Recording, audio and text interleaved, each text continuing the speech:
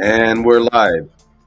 This is Julian Jean-Pierre from the Royal St. Lucian Seamoss Company, and you are watching Seamoss Live. Or let's talk about Seamoss. I think it's take two because I started earlier. It seemed like the I wasn't getting any connection on the Facebook. Give me a second and see. I'm actually doing that.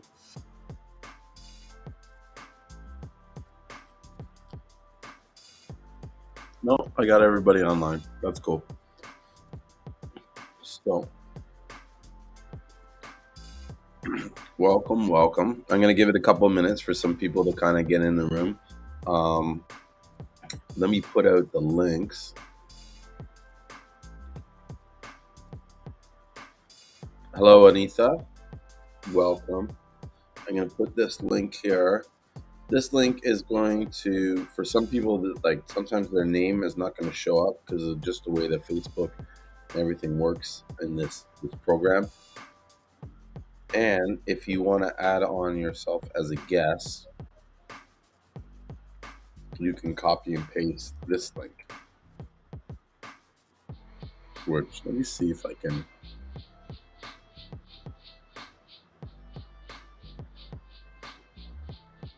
Add it to the Facebook groups real quickly.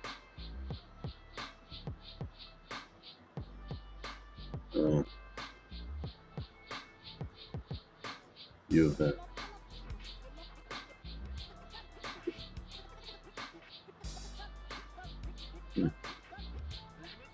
Strange.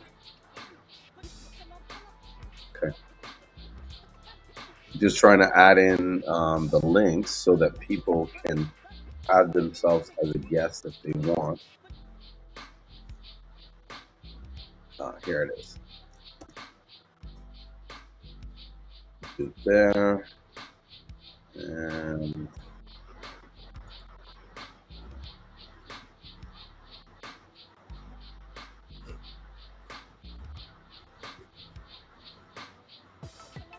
the links there too. Awesome. All right, well, let's get into it. I know some people will probably show up as this show starts. So, one of the things I wanted to talk about today, I wanted to show a document that I've had in my possession for quite some time. I've always shared it to people whenever they've asked, but I've never really put it out publicly. Hang on one second, I'm getting a message there. Maybe important.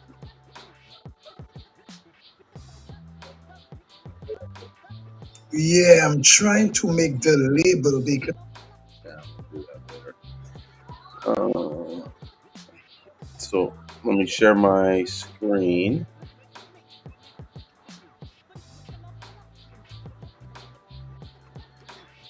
So this here is a document. It's been in circulation for quite some time.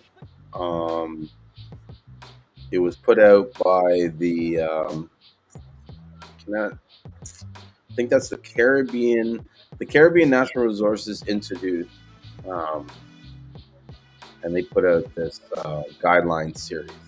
And this is a guideline that shows about the sustainable Seamoss practices in St. Lucia. But this is a document that was given out and shared to communities like all over the world. This is a lot of the basis of what people use for Seamoss farming.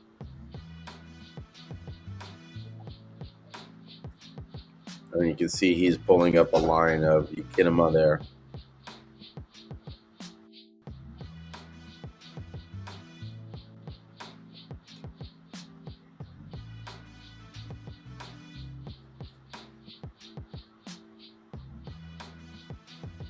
So this is by a doctor here, PhD, Eastern Caribbean Center, University of the Virgin Islands.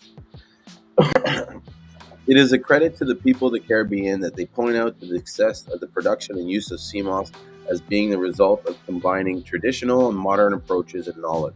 The use of seaweeds. Actually, let me just turn this page down a little bit. Let me get back to reading.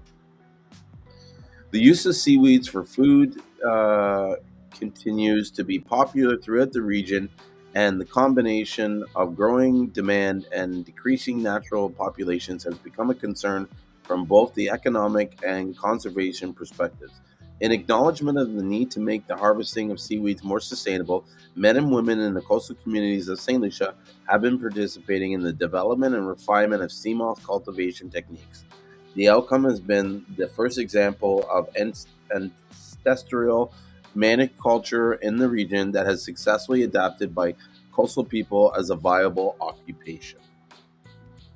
And I just want to go back. I don't know if it says it here. So this was produced 1997. So that's probably about 24 years. You know that this was there. That this was produced. Just to give you an idea of like how long this has been in production, and I think it's even before that. You know what I mean?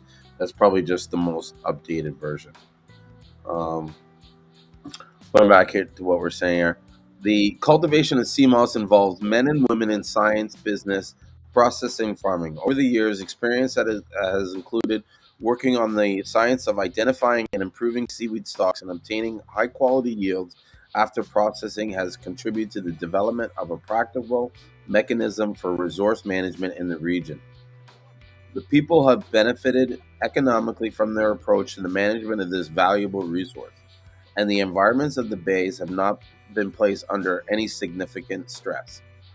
The results of cooperation among partners from government agencies, the Caribbean National Resources Institute, the farmers, and the processors have been the refinement and improvement of all aspects of seaweed use and production. The techniques and information provided in this booklet are designed to offer an example of appropriate technology for the region. It is the result of much hard work on the part of the partners on the project. The Institute is grateful to those who supported the work and made the result possible through their contribution. We hope to find we hope you will find it's useful to your efforts in participating in sustainable resource management.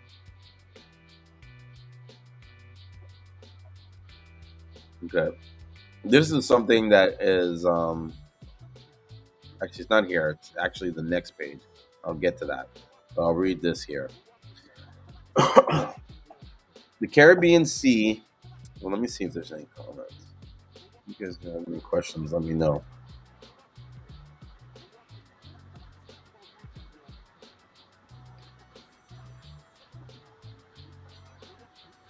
Cherry, thank you so much. I'm glad that you received your CMOS and quick.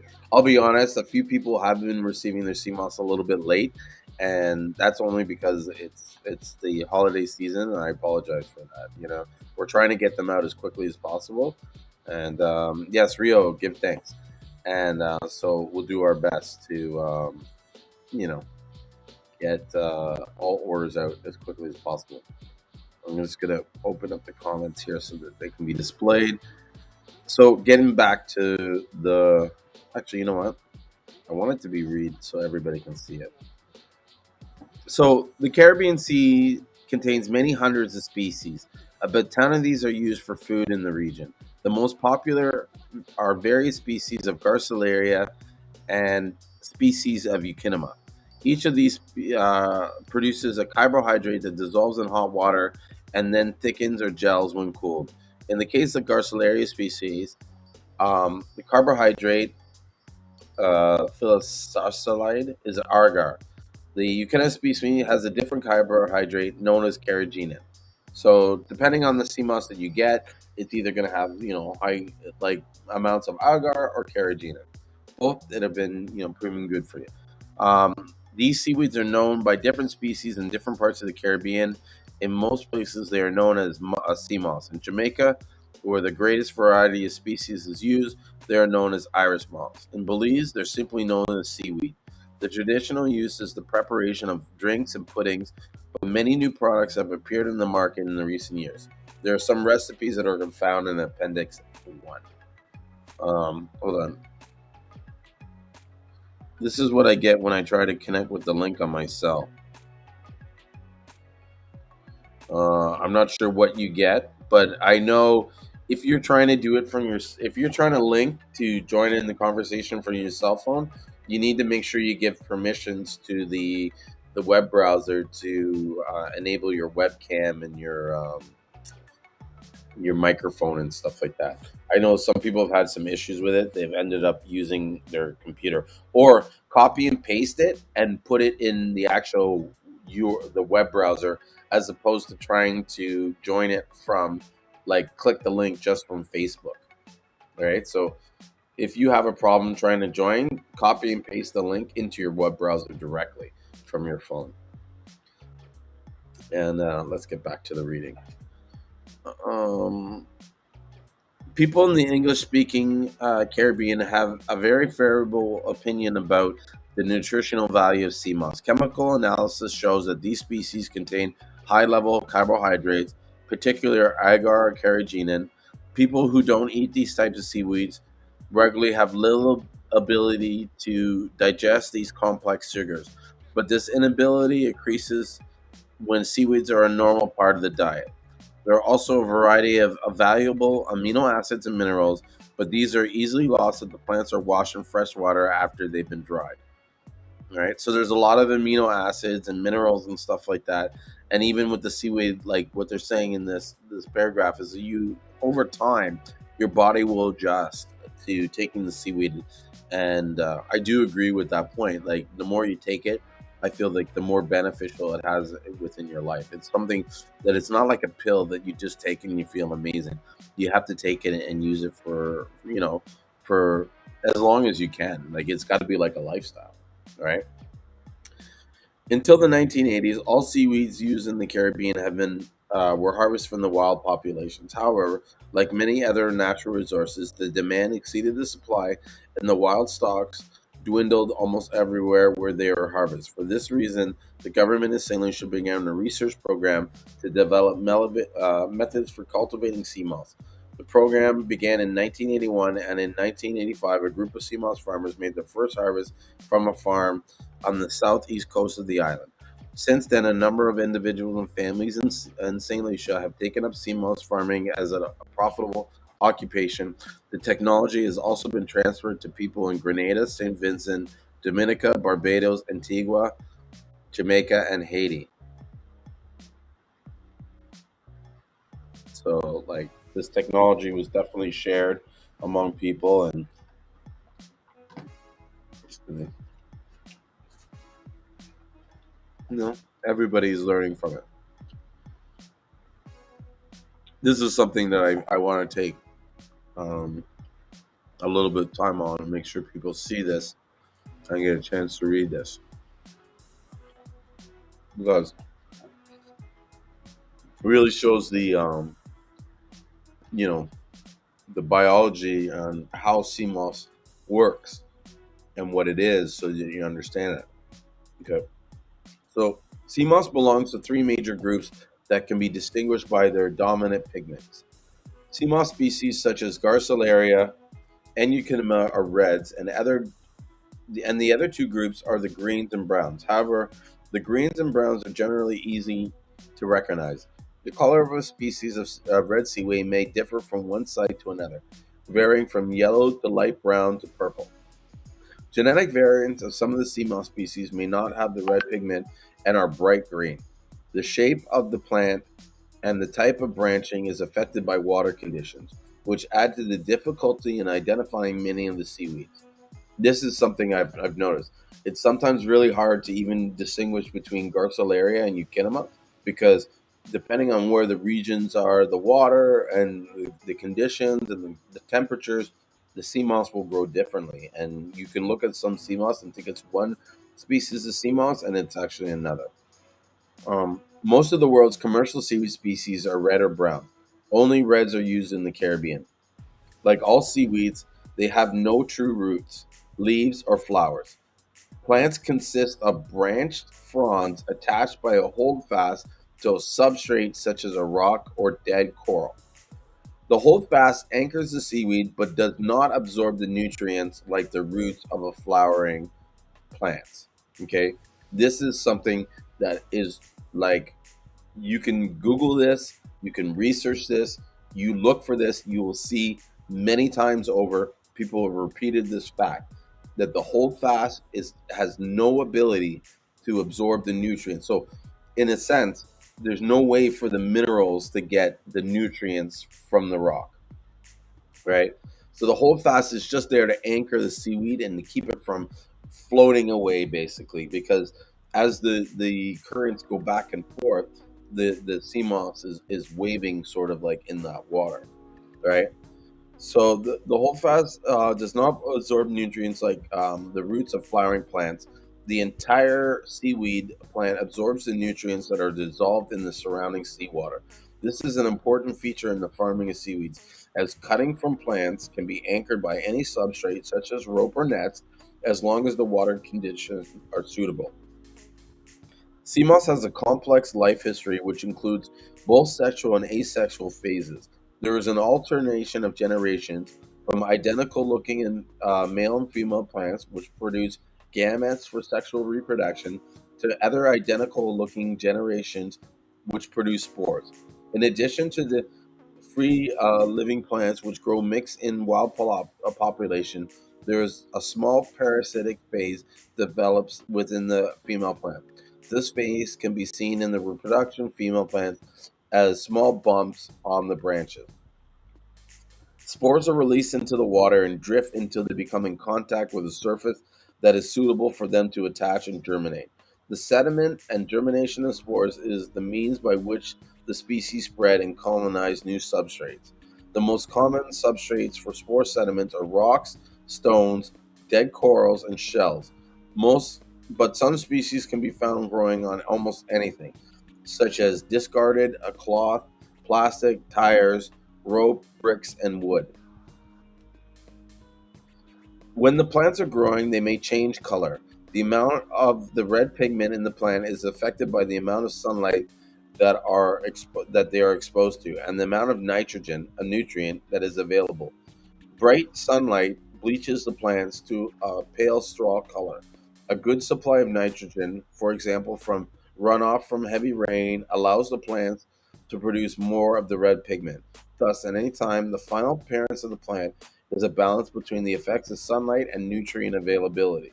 This is often seen as bushy lines where the upper plants may seem very pale, but the shaded plants on the underside of the line may seem deep red. If the shaded plants are also pale, then the site most likely has a low level of nitrogen available for growth. Right. So that's a big important feature in the waters, is that it has to have a high level of nitrogen for it to grow. Good night.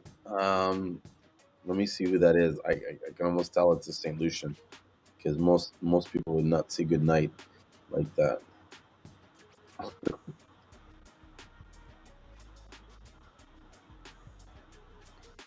But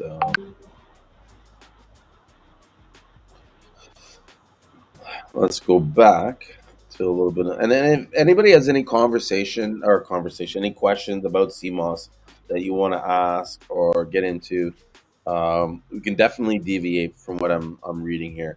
This is something I can definitely share with everybody. Just send me like an email, or I don't know, post your email in the comments maybe. Actually, no, send me an email in the message, because if you do it in the comments, it'll be hard for me to keep track. Yeah. Hey Todd, how's it going on Clubhouse? You didn't have any questions or anything you wanted to ask, did you? Yeah, I wanted to ask, is that Canary book the or not? Is Saint Lucia where Seamoss farming originated at? Is that where it started at in the Caribbean? I'm honestly not 100% sure, but we did do a lot of, I guess, research into it. I think there might have been some work done with, like, some of the Spanish countries, like Venezuela. And so, because I've read about stuff that they did, but I know St. Lucia definitely in the Caribbean. When it came to the Caribbean, they had a big hand in producing like in learning how or developing the techniques for cultivation. Hmm. Okay. That's one of the reasons why I think their Seamoss is considered so good. Is because Okay. they're really good at They're it. like the pioneers and stuff. Yeah, I mean they've been doing it since the '80s. All right. That Canary book, the Canary book is dated what? Is that in the 80s or late 70s? No, you know what? I've seen one where it was like the '70s or the early '80s, but this one actually has a copyright in 1997. Oh, okay. Is that that's the one I originally saw? I thought was a little older too. Is that a reprint? The one that you're reading from right now? I think so, or it might have been some kind of copy. Okay. I know this. The PDF was not the original. It was like a photocopy. You could tell like they took the copy of the book and basically photocopied it and made it into a PDF. Okay. But this is a document that's given to most of the farmers in St. Lucia, if not all of them. You know what I mean? Especially when they're giving any classes on how to do CMOS farming, they're using that book as a sort of a teaching manual. Okay. Yeah. Okay.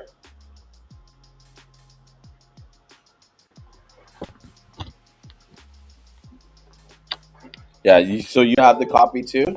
Because I know it's not hard to find. Like if you Google it, you'll find it. Yeah, I had came across the link, man.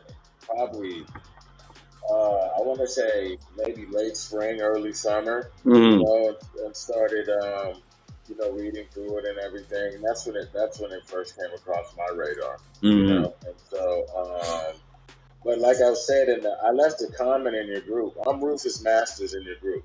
About how when I came across it, I mean, when you posted it, like I was like, man, to me that seemed like the most authentic, one of the earliest pieces of literature that dealing with sea moss and like the farming of it down there. You know, like I Yeah. haven't seen anything that predates it. You know.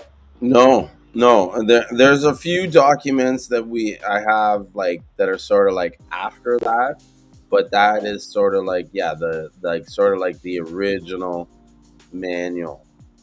You know what I Yeah. mean? Yeah. And in fact, you know what's crazy? Like I know one of the guys in that book. If you go down to where is it? Page page 8. There's page 8, figure 2. It says Seamoss Farmer Ainsley John. I know that guy personally. I met him and I saw him. He's got the sickest farm off to this like up this hill. We were like I guess roaming, checking out the Seamoss farms, and we bumped into him. And I think they call him Short Man. Really nice guy, and You like said no, page. Let me see. I'm going through it right now. You said page 8. well actually page 10 I think on the total book on the Is there a picture? document. Hmm? Is there a picture of them too? Yeah. So the picture of the guy wearing the bee With the hat. cap on? Uh With huh. the baseball cap on. Yeah, Yeah. yeah. Okay. All Yeah. So right. that guy's still Seamoss farming to this day. Oh, okay. Yeah. Okay. And I'm fortunate enough to get Seamoss from him. Like that's one of the guys that I source Seamoss from. Oh, okay. Yeah. Okay. Okay. And so he's got a really nice farm. I think next time I go down to St. Lucia, I'm gonna go check out his farm because he's got a unique one that's unlike. He doesn't really use sticks. He uses a lot of anchors and stuff, and he keeps his sea moss very low to the ground. Oh, Some okay. people will Okay. like put it up higher, and I mean, there's no difference, high, low. I think the only difference is like with the lower, it kind of takes longer to produce. You know what I mean? You get more thicker bunches. It takes. Is it? I mean, is it colder? That what causes it to grow? Take longer to produce at the lower. The colder water, it's colder in the Okay. bottom towards the ocean floor. Uh-huh. Yeah. Okay. So when the water's colder, that's when it will you'll produce less sea moss. That's why in some ways sometimes there's a season, especially in St. Lucia, where there's a lot of sea moss just coming out of the water, and it's because the temperatures are really warm, and the sea is just giving a lot of sea moss. But recently, I I've been talking to a lot of farmers, and they've been telling me about how the sea moss, the ocean, is giving up a lot of natural sea moss, and so many of the farmers that are normally farming, they're not really farming. They're actually just pulling the water naturally that's been sort of like floating in the water, because it could be because of the volcanic ash and everything that happened with the eruption in St. Vincent, that some of that stuff has flown toward. Because I know St. Lucia got blanketed with a lot of that soot and stuff in the water, and then just on the island, like it was reaching as far as Castries, that there was dust flowing. I'm wondering With what the it would be like for Barbados, because that place got like dusted. yeah. You know? Is it with the stuff floating in? Now, I mean, do they have any way to dictate whether that's full spectrum or gold or purple or green, or is it just kind of, is it a variety, or is it more of one than the other, or what? Well, generally full spectrum, how that's kind of made is from my experience. Now other people can tell you different, so I don't want to say like I'm the be all and end all of what this is. From my experience and knowledge of seeing it, the full spectrum mostly comes from CMOS that they've tried to make purple, and that for whatever reason the CMOS didn't fully go purple. Now my experience and belief is that any sort of sea moss that is not blanched is going to have a different effect than the sea moss that is blanched. And sea moss that would be blanched, or I mean, it would be sun bleached, and that would be the Uh gold. So, huh. so the purple, the green, the full spectrum, they're very similar in sort of like smell, taste, potency, experience. That's my Uh huh. perspective, right? Okay. It really just comes to your sort of preference when you try it.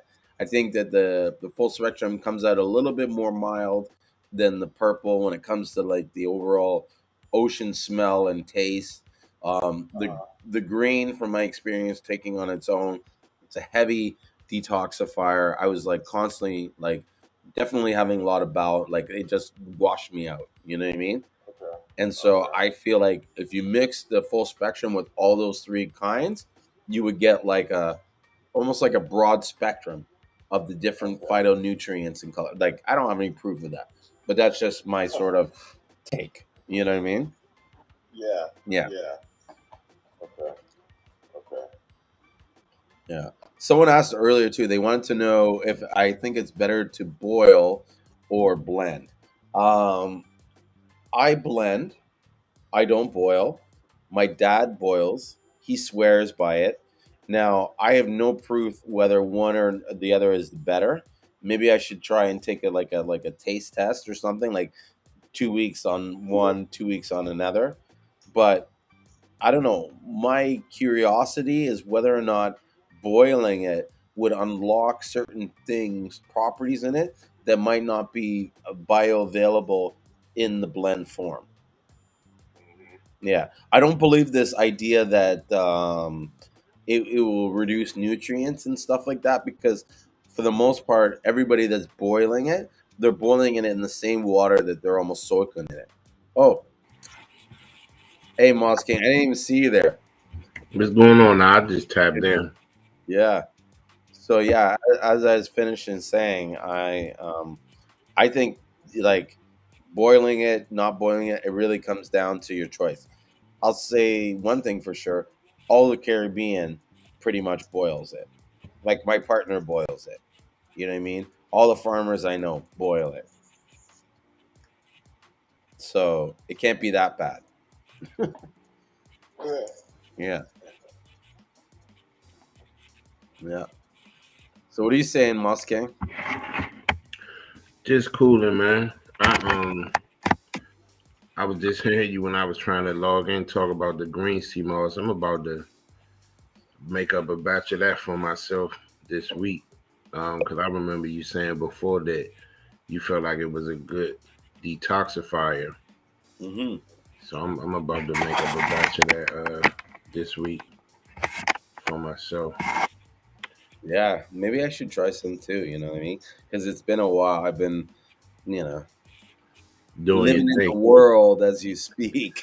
Yeah, yeah, Bro, I so badly want to go back to St. Lucia and live in that sort of lifestyle where it is just like living in the world in North America is like completely different than living in the world in St. Lucia, where it's just yeah, you have to deal with so much fucking bullshit. Ugh. yeah. None of this I had to deal. I kind of like let it loose to my kids when I was in the car with them. I'm like, you don't understand. Like, if I was in St. Lucia, none of this could touch me. None of this would bother me. None of this, you know what I mean? My mom couldn't call me every day. Like, dude, I have my mom calling me like because I'm like the kid's favorite. I'm like the pure mama's boy. So she just calls me, and I'm like, she's my new accountability partner. Right. Everything I don't do, she calls me every day and reminds me. It's almost like this is what you failed at. You know what I mean? But I love her so much, and it's hard to like. I can't not take her call, right? But it's like, did you remember to do this? Did you do this? Did you know? And so it's just like, Mom, I'll get to it. Oh, you need to do this, and this is gonna go wrong, and then. And I'm like a guy who believes a lot on like manifesting and sort of like if you think it, it will come. So I'm freaking out because I'm just like, you're just bringing bad mojo on me. Like, Yeah. yeah, Somebody asked the question: do you use the water after boiling? Rio Stone, two tone. yeah. Um. Well, first of all, I don't boil it, so that'd be her question. I know that those that do boil it, they use not so much the water that it's soaking in, but they boil it in some water. And then they use the strainer when it gets all soft from the boiling to kind of use that to blend it into one gel. One thing I have noticed is that when they do boil it, like my dad can leave it on the table for 2 days and not give a shit. Like he doesn't care. And I'm just like, what are you doing? Like, you know what I mean? He's like, no, it's fine. So I think that it definitely will have more it will last longer, you know what I mean. But I know people have been using the water a lot on their plants, you know what I mean. And I think it would be good in like if you wanted to like wash your hair with it or soak your hair, you know what I mean, in something. If you're a female, the sea moss would be like that you're The, soaking. you talking about the soaking water? Yeah, Yeah. some people use it in the soaking water for their hair, their feet, I've heard, but mainly plants. They'll put it in the plant water. It got to be a reason why it stand up longer, room temperature, when you boil it.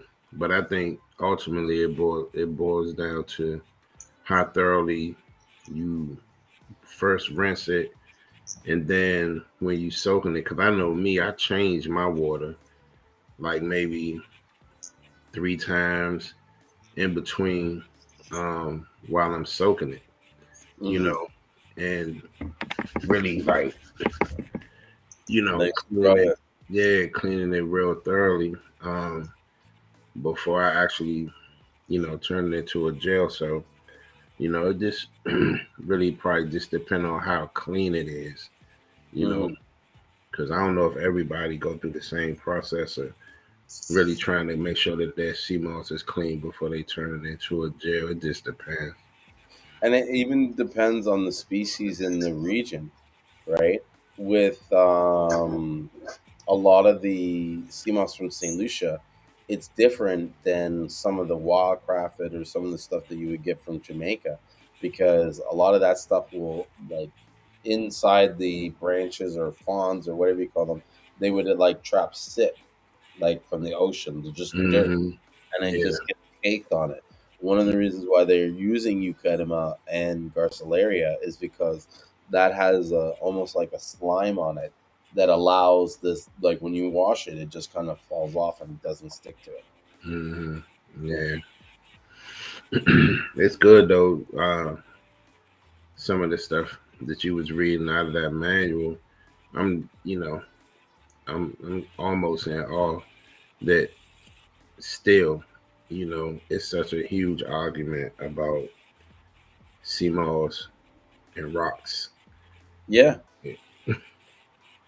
dude. And it's hard for me to get into the argument when you're dealing in comments, but I even want to just say to people, okay, think about this. All right, say it does get the minerals from the rocks. Okay, say it is possible. It therefore any rock that it has to attach to has to have a combination of all the minerals that it has. Otherwise, it's not going to have those minerals, because if it's taking the minerals from the rock, not every rock has their 92 minerals that they're saying. Some Right, rocks are granite, some rocks are this. You know what I mean? They're not going to all have magnesium, phosphate, iron, gold. You know what I right, mean? right. Come on. So Common sense. yeah, where are they getting this? This is just logic. Forget Yeah. fucking science. This is logic. In order for that sea moss to absorb the minerals from the rock and get its full spectrum of minerals, if that was the only way it gets the minerals from the rock, then that rock needs to have all the minerals. And that's not I don't believe that's possible. Yeah. I'm No, not that's a it's common geologist. sense. It's Yeah, it's it's common sense. yeah. It's just become a huge debatable selling point. It worked It, for some people, and some people it don't work for. Well, it's tough because it is a good marketing, like saying that, like the second you say, because I'll even do it sometimes, but I'll rephrase it. I'll say it's believed to have 92 minerals. Oh, 92 minerals, fuck, that's a lot. You know what I Right, mean? And right. there you get it. So I'm wondering, maybe I should do a test and say, oh, it's believed to have 60 minerals, and see if I get the same sort of enthusiasm as Yeah, 92. yeah, That could be the problem. You know what I mean? People, yeah, and that's just the way the market is. You know what I mean? yeah. Fuck, I don't know. It's crazy. Shit is crazy. Yeah, but I find that anybody that's done their, I guess, even an hour of realistic research will come across that information.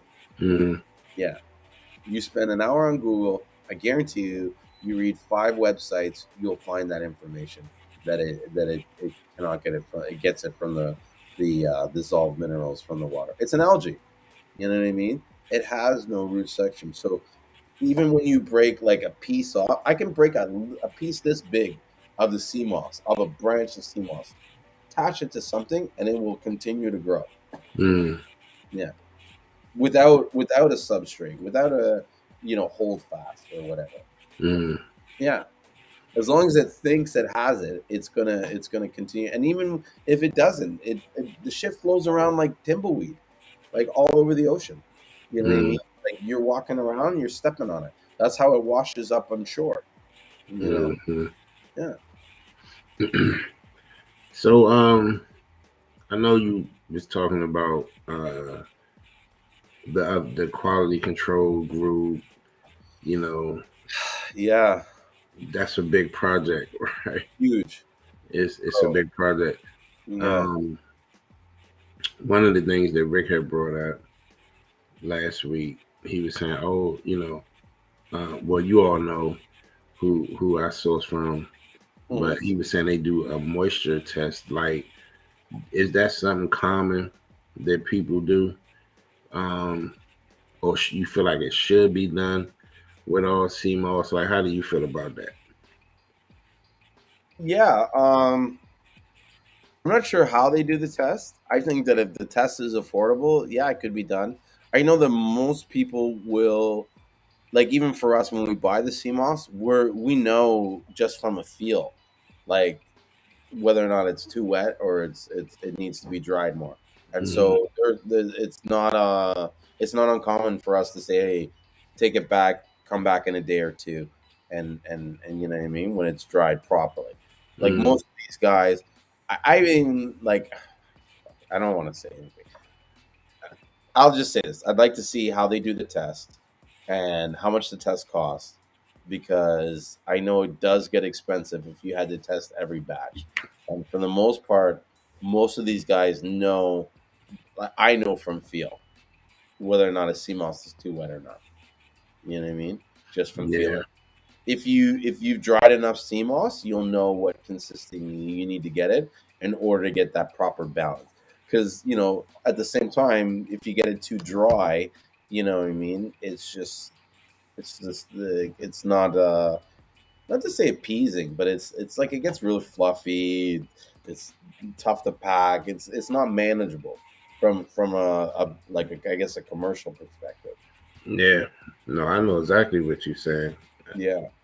I think it gives great yield though. You know what I mean? The drier, the more you get. You know what I mean? Yeah, It's like wheat. You know what I mean?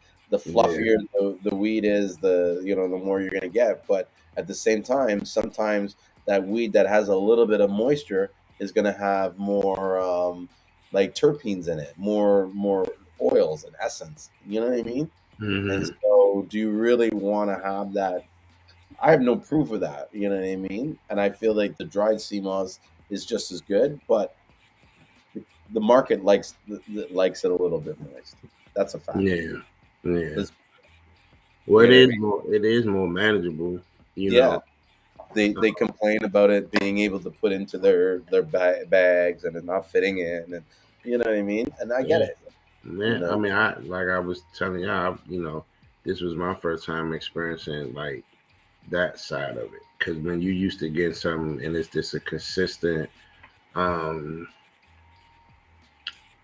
I don't even know if that's like a quality thing, but man, Mm, I don't know the word I'm trying to figure out, but um, because I don't really consider that to be like a quality thing, because it could be extra dry, you know what I'm saying? It could also be, you know, flexible and pliable, and still be good sea moss, right? mm, But when it's really dry, like it is hard to package, mm-hmm, you know. But it's just like everything else. When it's super dry and light like that, you're gonna get more for your money, you mm-hmm, know. So the yield is more. I just like it right there, right there in the middle, you know. mm-hmm. Yeah, a little bit of a balance, and I agree with you. And I mean, I'll tell you, dude, like this idea that I have, I want to do it so badly, but it's like the challenge that I'm having right now, the reason, like, I guess the roadblocks is stopping from doing it is because I haven't figured out a clear way on how to organize it in such a way that it's transparent and it's fair for everybody.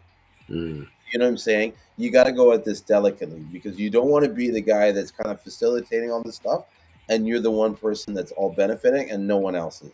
It's almost like I have to set it up in a way where everybody benefits more than the person that's kind of in the middle facilitating it, if that makes mm, sense.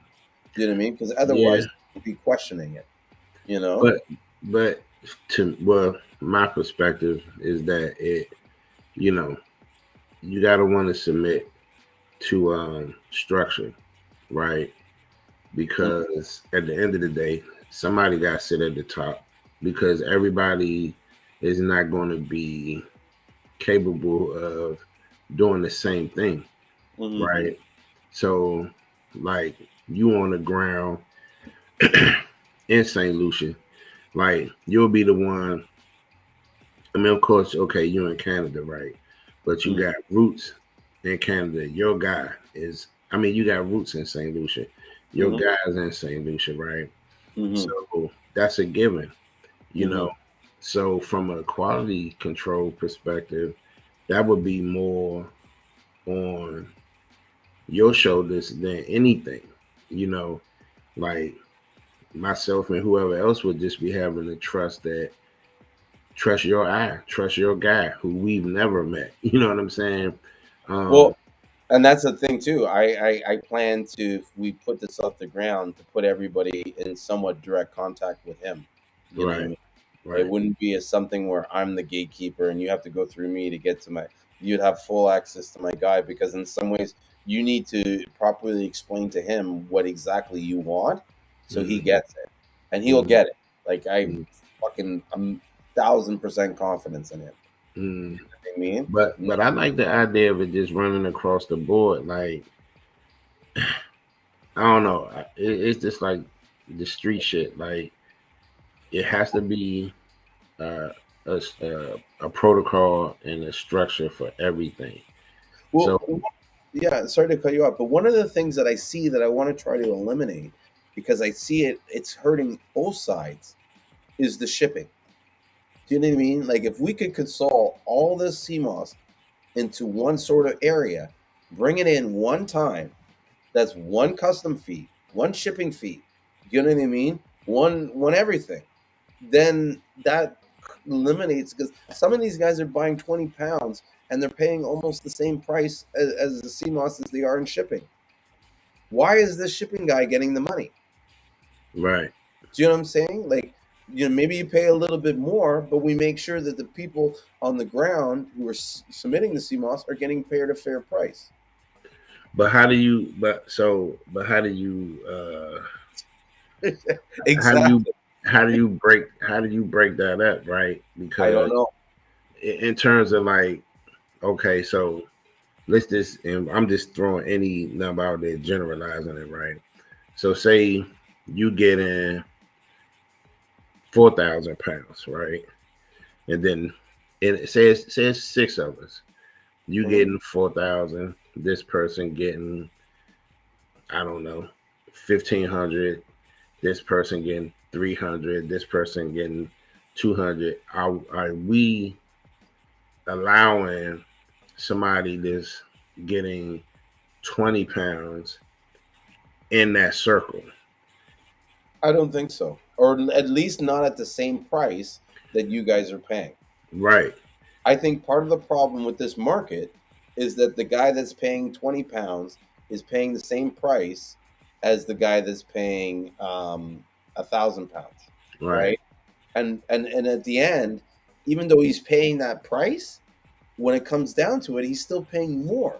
So and he's paying all that in the shipping and stuff like that.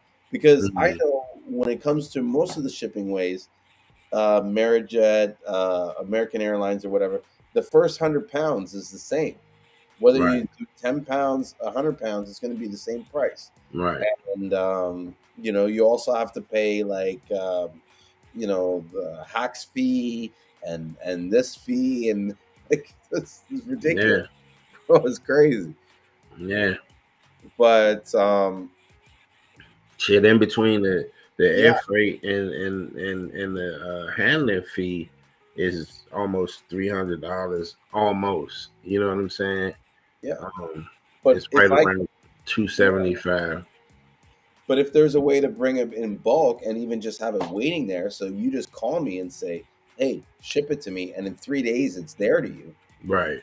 Do you know what I mean? Because otherwise, you got to wait at least 7 to 10 days. Hmm.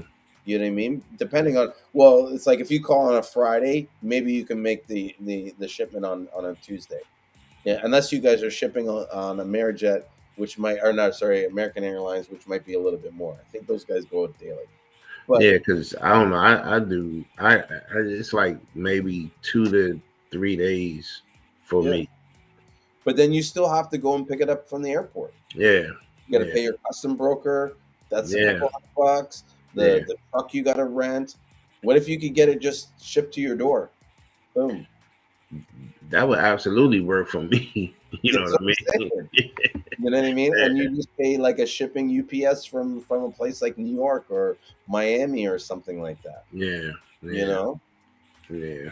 I would love to simplify that. Like, I mean, because for me, where I'm at right now in my business, like that would help. Like if you saving a few hundred or 500, you know what I'm saying? Like that make a big difference. Hmm. It makes an absolute big difference. But that's why I said like I'm open for that. It's just I know it's not like a quick fix. Like and then it's gonna take some agreement between. Well, yeah. There's and that's the thing. I think I need to like sit down and start figuring out all the benefits and the reasons as to why people need to come together. Because even just off the top of my head, I could think about power and numbers. We'll have more power to when we come to buying something. We'll be Mhm. able to, dictate a certain quality and stuff.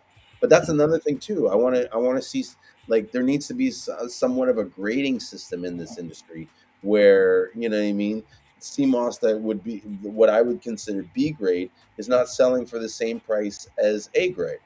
You know what I Mm, mean? mm. Because, or even, you know what I'm saying? Or A grade selling the same price as B grade. It needs to be the distinction so that people are understanding what they're buying and the value. Yeah, but the customers are gonna have a big say so in that. You know what I'm saying? Because right now the prices are all over the place. You know what I Mhm. mean? Like they're all over the place, and people are getting accustomed to like paying what they're paying, and they think that it's fair and right. So once you start that structure, and you saying, okay, all right, Moskin, you're gonna get your however many pounds from us at this cost, right? Mhm. And it may be still a great price, right? But then it's like, but you can't sell it. Like you need to stay within this price range, you know. Mhm. So now I gotta depend on people spending more than what they're used to spending. You see what I'm saying? Because, like I said, the prices are all over the place. So it's like, how do you convince people, or how do you get that under control? Because Mhm. really, that's going to be left to the people that are not on the top tier of the food chain. Because Yeah. now you getting 4,000 pounds, you're not even supposed to be selling to nobody that's buying 5 pounds, 10 pounds, 20 pounds no more. You see what I'm saying? Yeah. You're not supposed to. You know what I'm saying? So even you're gonna be giving up business. You would be giving up business that you normally would have. And you gotta ask yourself, are you willing to do that? I gotta ask myself, am I willing to do that? I think there needs to be almost like a set price across the board, where it's almost like even if I sold you 5 pounds, I'm selling you 5 pounds at the same price that someone that like bought 100 pounds would sell you 5 pounds. It's almost Right, like I can't almost like kill the market by selling it for cheaper than what the going rate should be. You know what right, I mean? Because when I look at it like from like selling weed in a sense, that's my only sort of like comparison. right, Yeah, it's like you wouldn't like. There's only few guys that I can go to and get an ounce for $100. right, Most guys are going to sell an ounce for 200 or more because that's the going rate. Even if they have they're sitting on 20 pounds, it's almost like to them, it's like they're like, fuck, if I'm gonna open this bag and piece off one piece for you, then you know what I mean, I'm gonna make it worth my while. And in some ways I think we need to kind of say that. It's like, well, okay, if I'm sitting on 4,000 pounds, if I'm gonna sell an ounce, I'm gonna sell the ounce at what the market rate is selling, or the 2 ounces or whatever. So mm, that I'm considerate of those people that are selling it, you know what I mean? That are paying more for that pound and stuff. mm, But to me, it's like if you're reselling CMOS as a raw sense, you shouldn't be buying 5 pounds, 10 pounds, 20 pounds. You're like if you're trying to resell raw and you're buying less than 100 pounds, like what are you doing? You know what I right, mean? Like yeah, within a week, if you're never really going to grow because by the time you get going, you're going to sell out. mm, You know what I mean? Like I sell 10 pounds in like less than a day. Like not to like fucking you know what I mean brag, but you know what I'm saying? Like if I had 20 pounds, I would be, and then you got to wait 5 days to get your shipment. Like no, like that's, you know if you're reselling that, you shouldn't be selling less than that. Now the gel guys, you know what I mean? at 5 pounds, 10 pounds, like even at we did the numbers the other day on this live. Like at $50 a pound, you're making $300-400, or I don't know how much is it on let's say, what is the going rate, like $20 or $25 a pound For what? for gel, or sorry, for 16 ounces of gel. Yeah, 25. Yeah. So 25 times, even if you got 16, that's $400. You know what I mean? Like what? It's $20 for your jars and labels, $25. You know what I mean? You can't spend $50 on good. You know what I mean? And the reality is, if you spent the $50 on a good, pound of premium Seamoss, you probably would get more than 16 jars out of it. Yeah, You know? because I do. Yeah. Yeah. So then you're getting even more. Mm. You know what I mean? And you're just caking. You Yeah. know. But So, that's the that's our culture, man. It's like, even though the person is making the gel is making minimum several times more than the person that's selling them that pound, they still want to try to Jew you down on the but price, like but they say buying 100 pounds from you. It's just like, say they saved $5 a pound, right? Divided by 16, that's like 31 cents you're saving on that container. yeah, Okay? Like, is it really worth that? Like, to me, it's like, you know what I mean? Like, yeah, if you can get like, I don't know, it's not like you're really seeing it. Do you know yeah, what I mean? Until you start moving, and to me, it's like you sell one extra jar of gel, you've made that $5 that you could have sell. So the problem yeah. is not the price of the CMOS; it's your ability to sell the CMOS. Mm-hmm. Do you know what I mean? And and, Yeah. and and what's killing the market is that people want to sell 10 jars and make $1 million. Mm-hmm. Do you know what I mean? Like like Mm-hmm.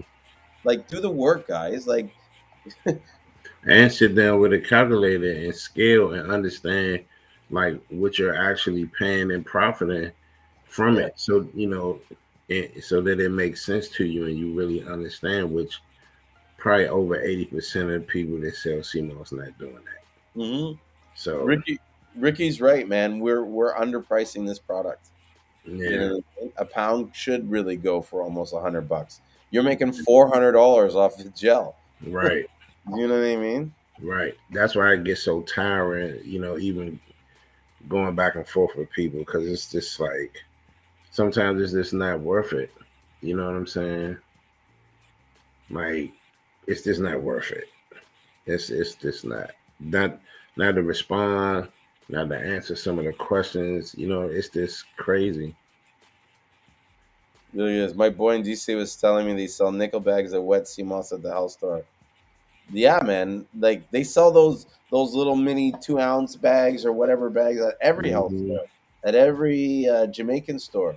What do they call it? Angel Brand or Caribbean Corners or something like that. Hmm. They're all over, man. And And people going in there buying that stuff, 90 going no. I said I was gonna really take some time and start going into some of these stores and these Caribbean markets and saying, hey, like, look, you don't got to do this. You don't have to do it. You know what I'm saying? bro, you want to know my secret? I'll tell you something low key. Well, not low key because I'm doing it on the live. Um, I've partnered with a lot of people that are getting into the stores, and I've told them basically do this. And guys, you can copy me. I don't give a fuck. Go to them with 2 ounces and 4 ounce packages. Price them how you see fit. Give them 30 days consignment, and tell them I'll be back in 30 days to recycle the sock. So whatever you're not selling, I'll take out. And if you don't, you know what I mean? Like basically, if you can't pay me for the rest, I'll take them, and we'll figure something out. You know what I mean? The guys that I've told them to do this, not a single store has turned them down. I'm telling you right now, no fucking store, excuse my language, but no store is going to turn away free merchandise on consignment. They will take it. and make a chance, especially if they have the room for it. The only reason why they'll say no is because their store is small and they don't have the room for it. So you basically, it's like chopping, bro. You know what I mean? You get all these stores lined up, you give them the inventory, you come back 30 days later, you collect what they sold, and what they didn't sell, you know what I mean? You take back, or you keep it there and you let them keep it for another month. You know what I Hmm. mean? But you keep checking with them every month to make sure, you know what I mean? It's like you're the milkman. Yeah, that's a good idea. And just hit as many stores as you can. And the money you guys will make on the 2 ounces and the 4 ounces blow pounds. I laugh when people want to buy, and I'm sorry, I shouldn't even say it this way. In my head, I amuse myself when I see people are like they want to buy 10 pounds or 20 pounds, and when I talk to them on what their plans are, and their plan is to sell it by the pound. If you're buying less than 100 pounds, you do not want to buy. You do not want to sell it by the pound because once you get going, like sure, in the first month or two, you're going to sell a pound here, a pound there. But when you really get going, you really want to scale it. If you're doing it 20 pounds at a time, you're going to run out fast. You know, Nah, that's a good idea. yeah. I need you to send me the information on what size um packages I need for them 2 and 4 ounces, Okay. so that I Well, here, can let's. I'll do it right now, bro. We're on yeah. live. We got people they want to see it. I'll show you where I get my bags from. We order it from a company. They're in Canada, but they ship to the States. It's called Pouch Makers. Hopefully they won't run out of stock. No. You know what I mean? I tell everybody where to go for their bags. I'll call them tomorrow. They'll be like, "Oh, we have no bags." Like, why did I open my mouth? I'll call them tomorrow. They'll be like, "Oh, we have no bags." Is that you, or is that me? Yeah, Okay, I just want to make sure it's not me. Like, I might have an open screen. So yeah, this is Pouch Makers. They have an online store here, and they have all different kinds of pouches. You can actually even get them to make and design pouches for you, right? So they got the custom printed pouches and stuff. Um, you even have smell proof bags, clear bags. You know, I'll show you what we use. We use them for the 2 and 4 ounce. yeah. They're actually where are they? These two I buy from mailers. These are actually good too. The mailer bags.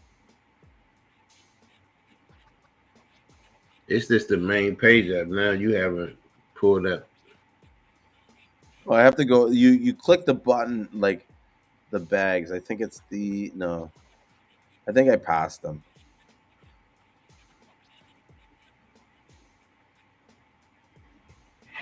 There they are. Yeah. So these are I think the bags I use. The craft paper stand up pouches. What the? Okay. I don't know why that room.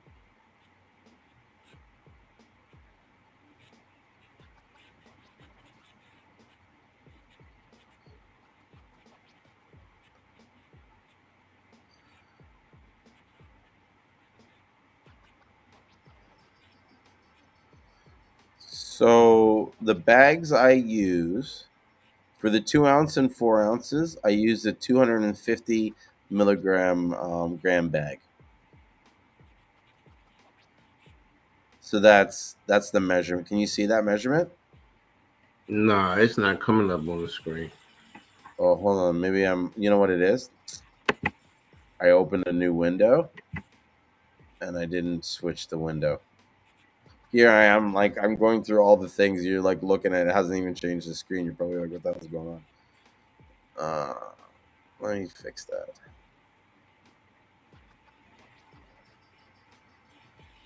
There, you see that now? Okay.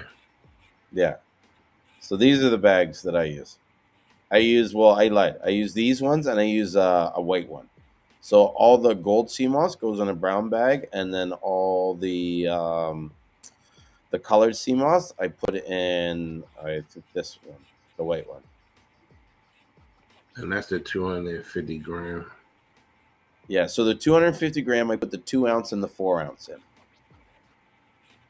and then I have a 750 gram one. That's what I put, or I think it might be the 500 gram. I put the 8 ounce in. Yeah, sorry. On the 500 gram, I put the 8 ounce, and then on the 1 kilogram, I put the pound. Hold on, let me put this in. So 250 is the 2 ounce, right? 2 and 4 ounce. Oh, you can do 2 and 4. Yeah, I picked that size purposely because I could put the 4 ounce in, and then I figured if I could fit the 4 ounce, 2 ounce is not that bad, and it saves me from having to. I didn't want to have too many bags. Okay, and how and Now I have what size three is the 8 sizes. ounce? The size of the 8 ounce would be 500 grams. Let me just double check. Go check my order.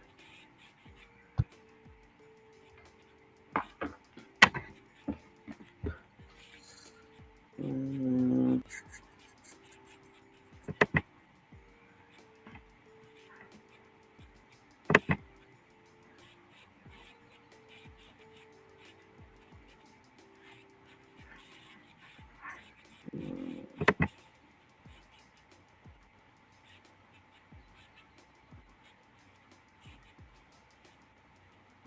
Let's see what my last invoice was like. Um,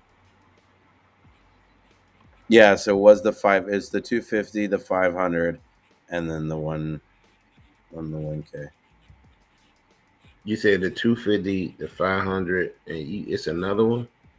1 kg. That's for the pound, though, right? Yeah, so that's for the pound. Yeah, yeah, I'm good on that. I just Hmm. the 2, 4, and the 8.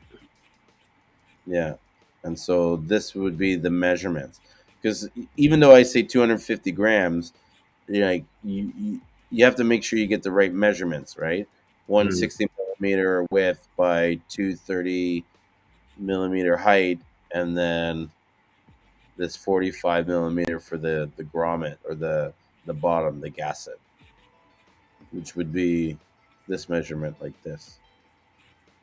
So all 250 milligram, I mean gram bags, not going to have the same dimensions, right? Yeah, it might even depend on how they calculated that 200 and uh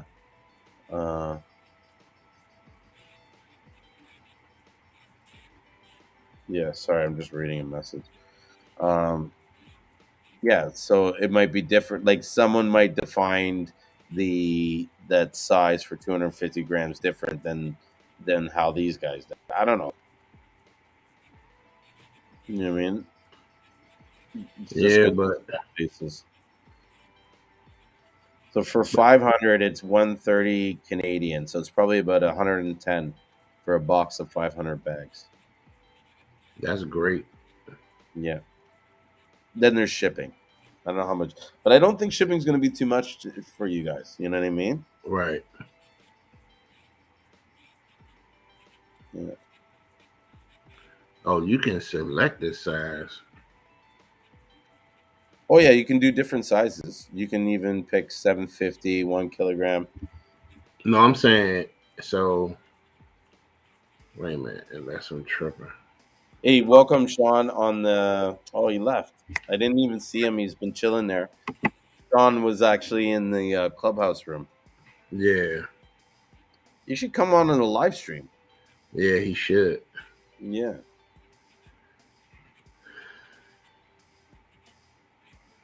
Oh, okay. Okay. Yeah. Yeah, those are the boxes and the bags. Brown. And then people might actually want to see this. I also get the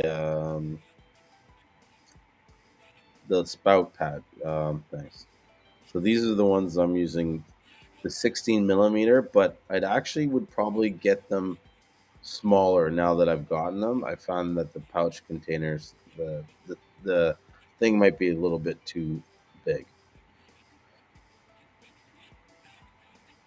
But these are the ones I got, and I got the ones that you fill from the top. Although I would probably recommend getting the ones where you fill from the actual nozzle. for the gels. Yeah, and I got the 250, and then I got the 500 mil.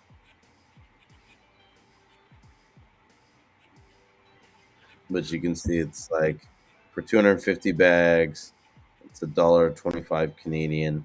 That's probably about 100 US, maybe 105. So you're paying like, probably with the shipping, maybe 50 cents, Mm-hmm. you know what I mean, for each packet. That's not bad for 500 millimeters. Compared to a jar, you're probably paying like dollar 50. Yeah. And these, you can fit more of these in a smaller space.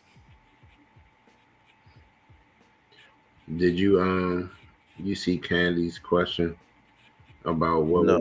what would be a good profit to split with someone willing to sell your dried 2 to 4 ounce Seamoss? That's a good question. I know for us, I think we're selling them in the stores for about 25 Canadian, and we're selling them to about $15 Canadian. So even if you did that US, you could probably sell it 4 ounce in a store for $25 Well, US. that's retail, but if you Yeah, I think she's trying to figure out what would be a good price for her to offer it to the yeah, store. $15. 15. 15 Yeah, for what give size? like I don't know, 4 ounce, I guess. Four Like ounces. in some ways it's not so much the size, but it's what you can sell that product for. Mm, So if you can sell the product for 2 ounces for $25, then offer them 15. If you can sell the 4 ounce for $25, then offer them 15. They need to make it almost as much, if not more, than what you're making off it. right, You know what I mean? Even if you could take 10 and offer them 15, they'd be all over it. right. Yeah. Yeah. Yeah, yeah. But I think a 60-40 split would be fair. Mm, Yeah. You take 60, they take 40 because you're covering your material costs, your that cost or whatever.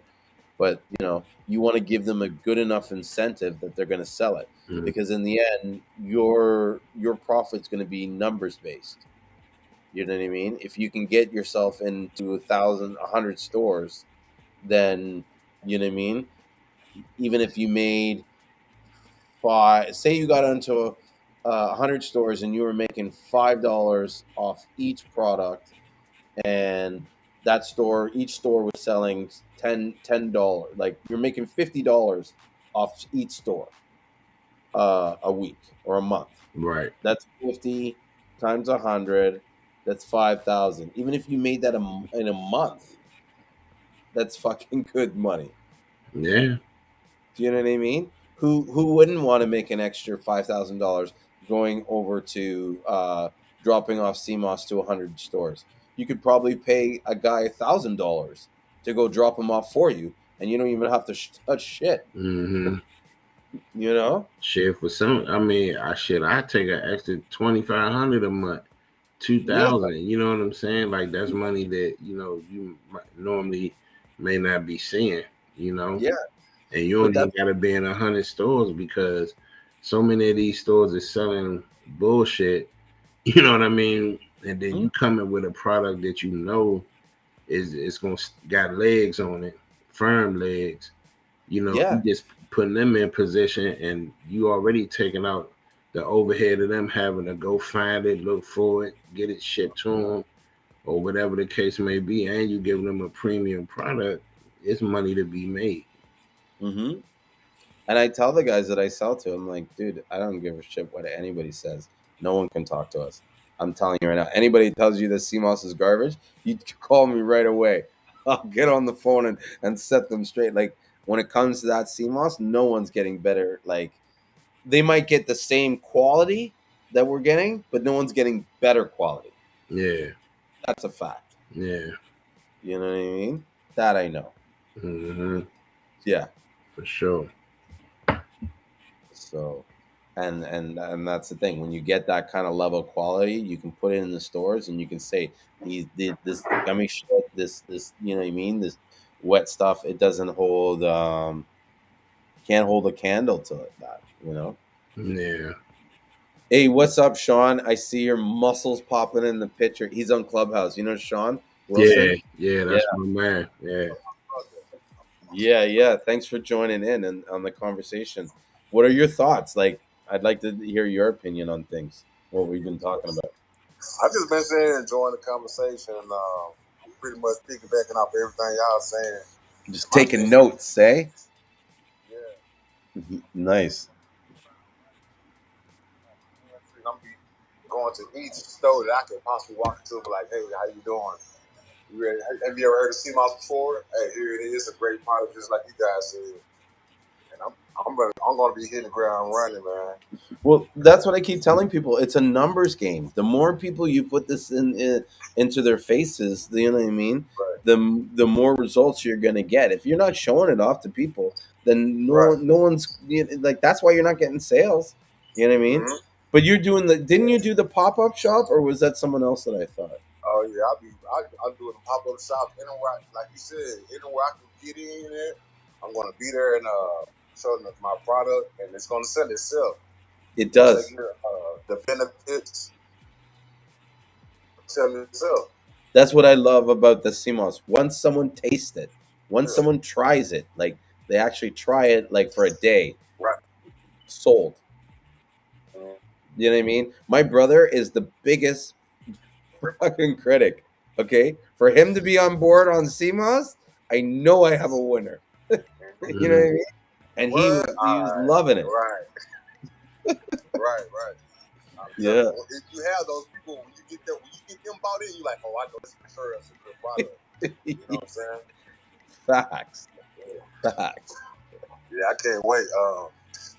I got a couple stores. I got one store I'm in right now, but you know, I'm in Mississippi, and the Seamoss people don't really know about Seamoss like they do everywhere else besides Mississippi. You know what I'm saying? So I'm in the prime area to take over and just take over the market in my area. I'm like on the coast of Mississippi, like at the bottom. So there's no one really doing it. They're doing it, but they're not doing it. Yeah, I got a client down in Mississippi. Yeah. Mm-hmm. Yeah. No, I got a client down there. I think she live in something called Belzoni. Belzoni, yeah. Yeah. Mm-hmm.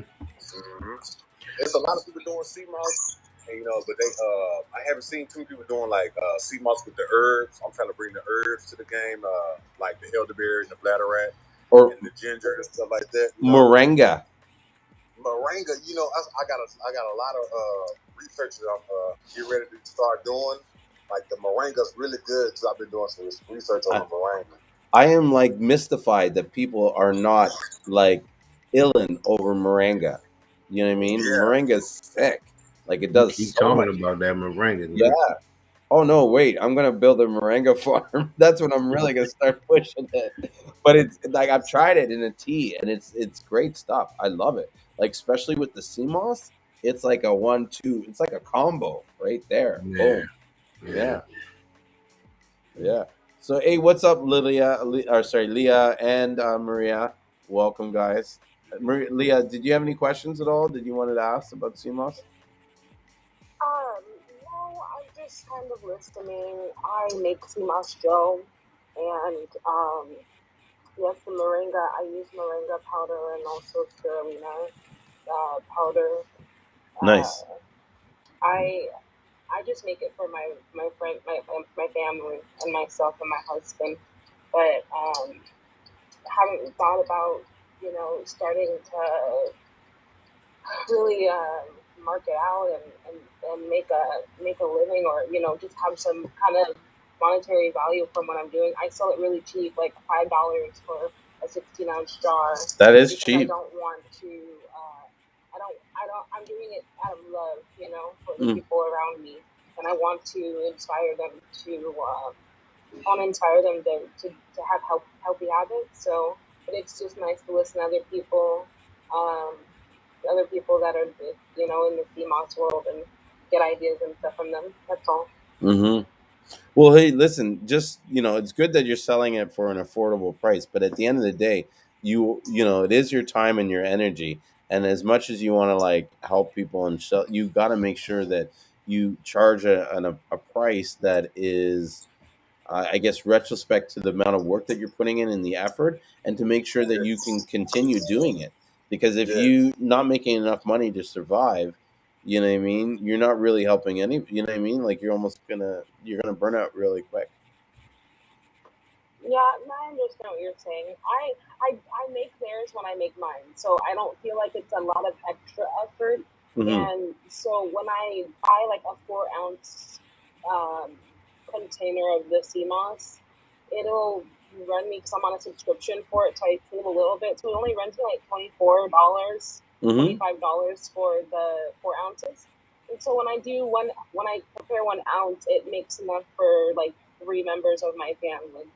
Yeah. And so I don't feel like it's too bad, because off of that 1 ounce, I'm making $15. So I'm not in it for necessarily the money, but I want to branch out later on. Like, I go to a lot of vegan outreach things, so like if I'm going to a vegan market, or if I'm going to do like a vegan summer market, I'll probably just want to have a table and sell them. And I'll sell them probably closer to like $15 a jar. Yeah. But when I'm doing it for my loved ones, if I tell them, it's gonna be $20, they're gonna Hmm. be like, "Oh, it's okay," because that's how they are. No, So no. just to get them hooked on the benefits at first. First, I was doing it for free, and now I'm just increasing it a little bit to $5, just so I can help pay for the supplies. But you're right, $5 is pretty cheap. But I just want to make sure that they're understanding the benefits before they knock a $20 price. You know what I mean? No, I agree. I agree. yeah, absolutely. I start not to cut you off. I started off exactly the way that you're saying right now, and the passion of doing it right there just drives you. Over time, I've been doing this for 7 months. Now I see that I must value myself and my time much more. It started off just as a family, and the drive was just tremendous. But over time, I've been doing it for like a year now, and I'm starting to see that my time is very valuable now, and the time that you put into, because your clientele is going to grow because it's a great product. But I didn't mean to cut you off. I just want to make that point. Oh no, you're all good. You're all good. So I've been really doing some research, and I follow the teachings of Dr. Sebi, and I've been uh, I'm gonna start buying the Condis crispus, that particular variety from Yeah. Ireland. I've been reaching out and connected with somebody in Ireland who sells straight from Ireland. It's going to be a little bit more expensive, so I'll definitely be increasing my price, because the 4 ounces that I would get for like $24, now with shipping, international shipping, it's going to cost me quite a bit. So I'm definitely going to be increasing my price, Hmm. especially now that I know that with and I have poor connection. I'm going through a back road, so I don't know if I'm going in and out. But with the Condis crispus, I know that's the exact variety of the sea moss that has like the most minerals and it's most potent. So I'm really starting to gear towards that. But I'll definitely be increasing my prices, because shipping from Ireland to the United States is going to cost me a lot of money. Facts. Yeah, that's true. There's also companies you might want to try sourcing out in North America, like in Maine, is a known source for getting Condorus crispus, and also in Canada, like New Brunswick and Nova Scotia. they have areas where the companies are harvesting it from the natural environment. So something to think about. Do you have any recommendations? So, what I got connected to this master herbalist, and she runs a company Back to Roots Wellness, and I really just like her. Like, she's very authentic, and she's very helpful in mentoring me with. I'm on a raw vegan journey right now, and so I wanted to support her, but I would definitely just for like the longevity part of it, making sure that I can continue buying that particular variety of sea moss. If you have any recommendations for people that are a little bit more local, I would not decline that. Well, one recommendation I will definitely make is to join the Facebook group that we started on Facebook called the Seamoss Buyers Club. There's lots of different Seamoss sellers from all over the world. But another site, although I don't know how if they do wholesale, but a lot of people have recommended this site called the Maine Coast Sea Vegetables, and they seem to have like a wide variety of different products that seem to be very good, and people swear by it. And they would definitely have the Condorus crispus there, and their website is seaveg.com, like SEAVEG. Actually, Maria, you sell Condorus crispus here. I mean, are you able to sell it in bulk, or how do you sell your sea moss? You're a little low. I can't hear you. I don't know if it's the no. It's like horrible. I've noticed that with some users, like sometimes they get on the clubhouse, it's like the sound is really low, and then others it's like it's not bad. It's weird.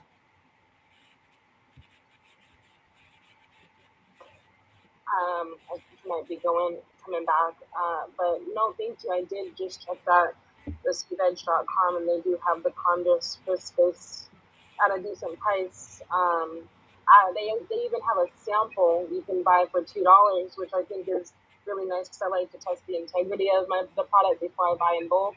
Hmm. So thank you for that recommendation. Appreciate it. Yeah, definitely. And also check out Maria, who's here. She's at p.skincare, the prototype skincare. She sells it, and I think you get yours from Maine, right, Maria? It's a little bit better.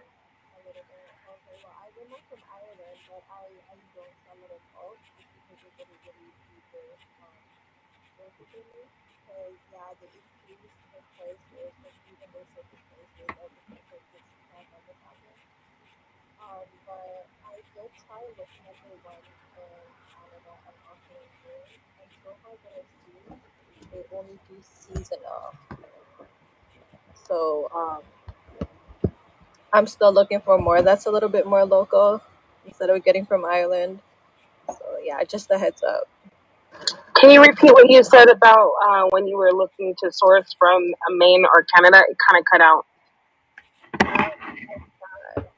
The ones that I've stumbled upon so far is that they only do it seasonal.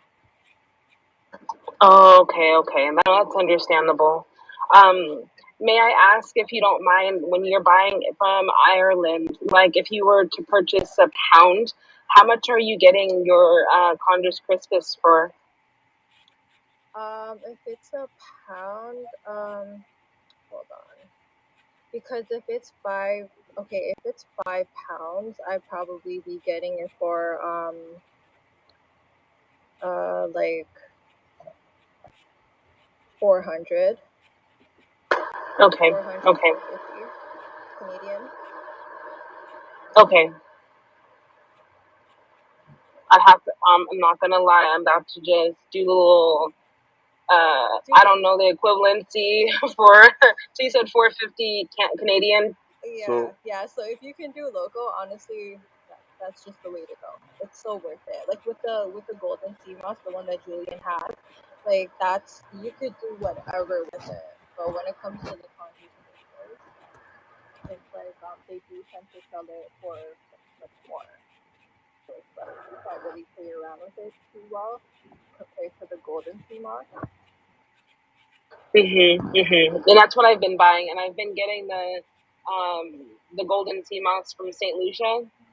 But as I'm doing my research and as I'm being mentored by this master herbalist, I've been learning that the variety, the Chondrus crispus, is like the most potent as far as the most minerals and vitamins. So my family and everyone, they still like the benefits of the golden sea moss, so I'm going to continue making that for them. But for myself, while I'm on this journey, I want to have like maximum absorption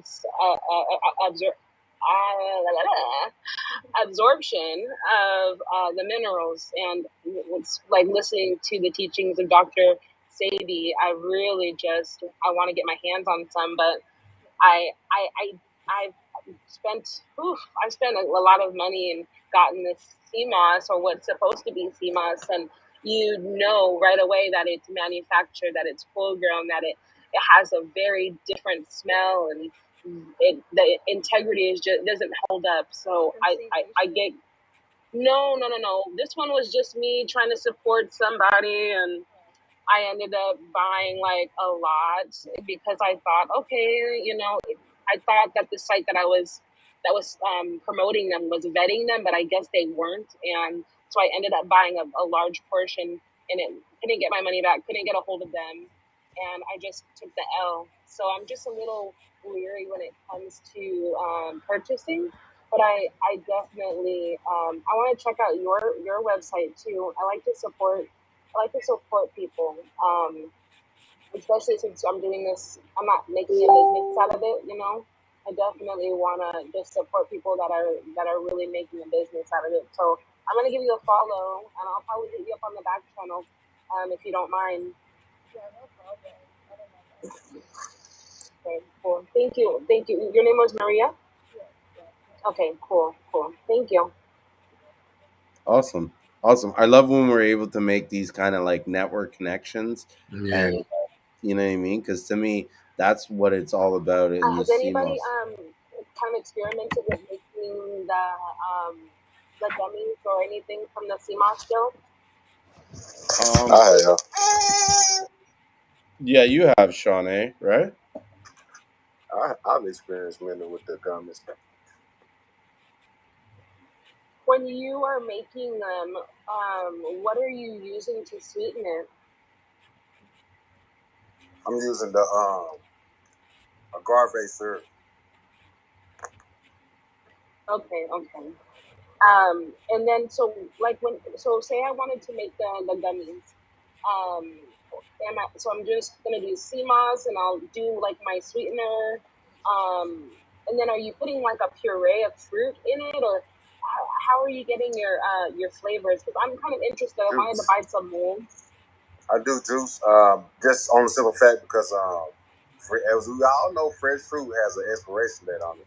So I just do juices. I might even go and get some powders, some flavored powders too. That's what I've been thinking about to give you more of the benefits of the sea moss. But yeah, it's a trial and error when you're doing the gummies, and you have to gauge it based on your experience and how it works for you because sometimes you'll get it just right, and then sometimes you'll be like, I missed it. You know what I'm saying? Because it's like a trial and error, as I say, you know. Well, No, yeah. that's understandable. I feel like the hardest thing I'm gonna have, like the thing I'm gonna have a harder time with, is getting the right consistency for it to set. But that, I didn't even think about it when I asked like about the fruit puree. Yeah, it has an expiration date, so you probably want to do like a powder or a juice. I think I want to try that, and then kind of bag it up for the kids. I have a lot of nieces and nephews, and especially with everything going on, them being in school, and um, this time around they've already brought home a couple viruses already. So I was Facts. thinking about doing like elderberry syrup Right. and sea moss and Yeah. making it into gummies. It's something that's like colorful for them and that tastes good. Mhm. They do eat Seamoss once in a while when their mom gives it to them, and it's very amazing. Like my niece, when she takes it, she already starts coughing up a bunch of mucus. It doesn't even take long. So I want to make it a little bit more fun for them and not open your mouth and they're Right. all gagging on some Seamoss. So Well, thank you for the recommendations. one One of more the question. sorry to interrupt you guys, but one of the viewers recommended or had an idea. They said of soaking the sea moss in cane juice and then using that Ooh, to I like blend it. that. And that can preserve it as well, though. Sorry, And that can possibly like preserve it for a little bit more, though. the cane juice could preserve it.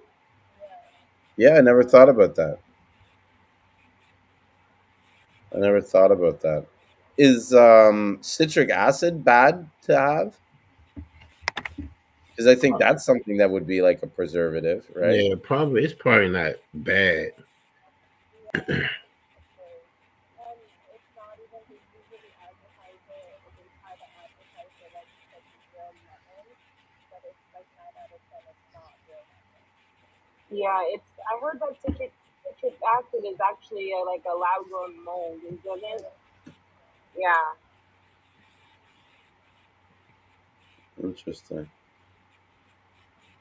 I got a question. What are you using to lock in your gummies? Do you know? Do you have an ingredient to lock it in? Because I use agar agar.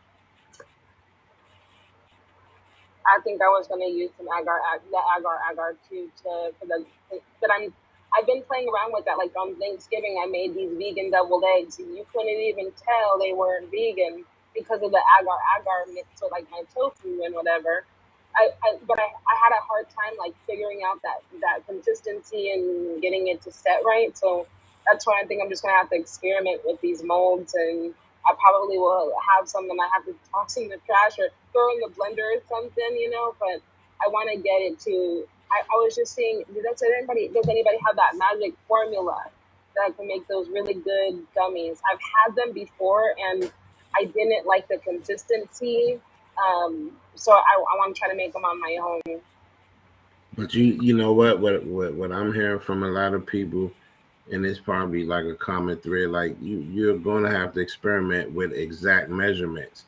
So that you're gonna have to break out those spoons and those measuring spoons and cups, and using exact measurements for everything that you put in. Make a batch, see how you like it, what you don't like about it, and then you might have to take something out. But always use exact measurements so that and write them down, and when you get to that consistency that you want with your gummies, then you know exactly which one actually work. Because everybody that I know that makes gummies went through the same process. And even somebody that may be satisfied with how their gummies come out with their recipe, you may not. So that's why, it's going to be good for you to just do the trial and error on your own. It might take a little bit of time because, Sean, you went through the same thing, right?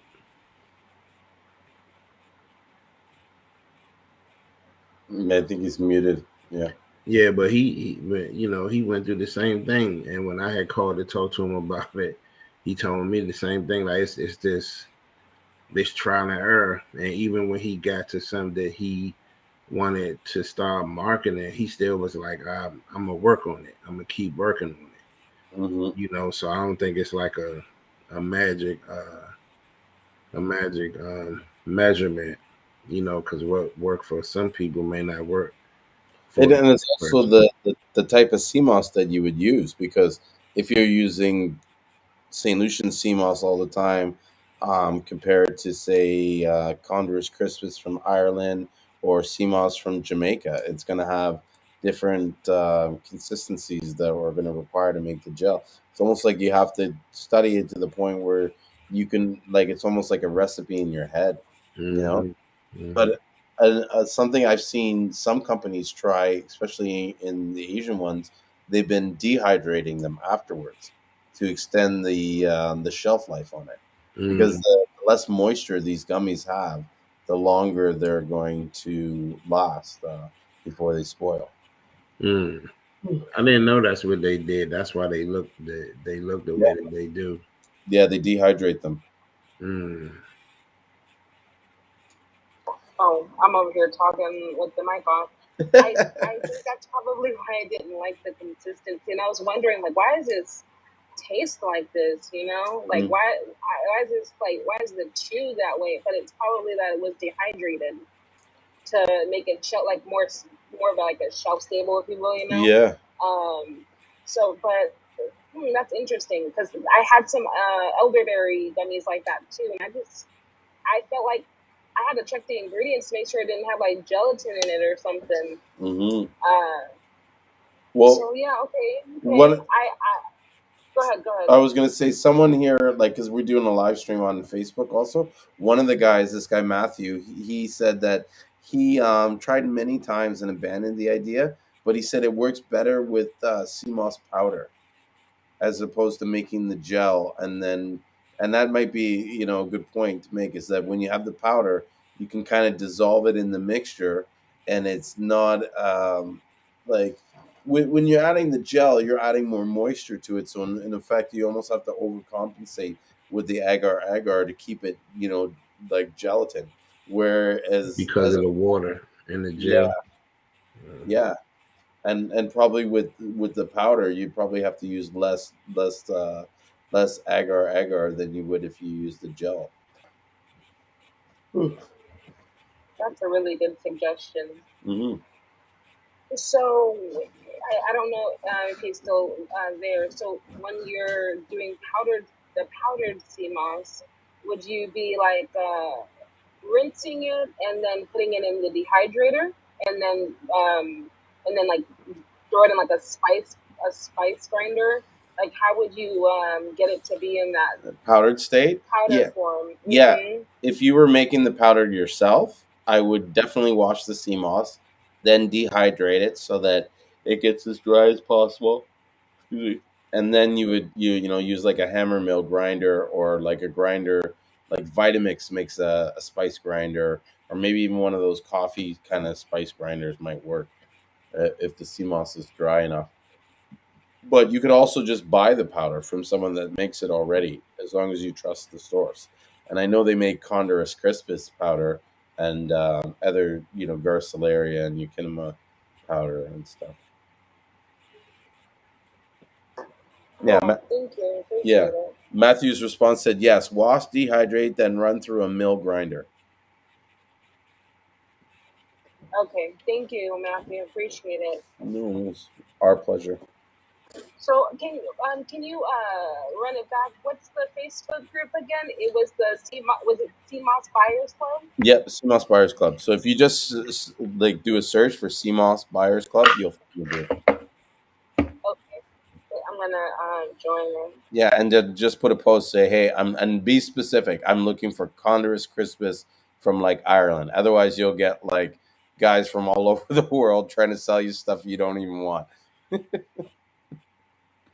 I'm a part of another CMOS group on Facebook, and that anytime I post on it, it's just people.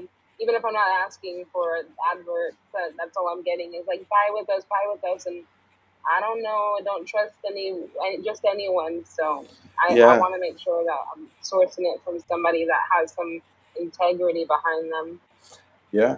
No, I agree. I mean, that's part of the reason why, we were talking earlier, Mosking, about setting up this kind of association, so that it's almost like, because there's a lot of these guys that are trying to sell that have it, like, it's very difficult for them to sell to the foreign market because they have to go through that sort of trust barrier, and that, to know that the product's going to be a certain quality, it's going to match what the customer's expectations are, and that they're going to ship it, and it's going to weigh correctly. Like, even sometimes some of these guys are so new in the industry that they forget certain simple things, like you have to weigh the CMOS outside of the box before you put it in the box. Like, I've seen that happen before, right? Where it's like, I'm like, well, did you weigh the box first? And they're like, what do you mean? Like, that's how much it is? And I'm like, no, no, no, the box is like 3 pounds. Like, The liner is like a pound itself. Like you have to weigh that stuff separately. Oh, you know what I mean? And then even just people trusting like Western Union. Like if there was a way for us to like sort of like facilitate the shipment part, facilitate the make sure that the person got paid correctly when their CMOS was sold and whatnot. I don't know. It's like, do we do it like a drop shipping? Do we do it where we buy all the CMOS and hold it for people? I don't know. Like, what's fair? What works best for everybody? You know what I mean? And still, and I think as a group, we also want to like make sure that the members like have information on how to get more, like how to start an LLC, how to get insurance for your product. You know what I mean?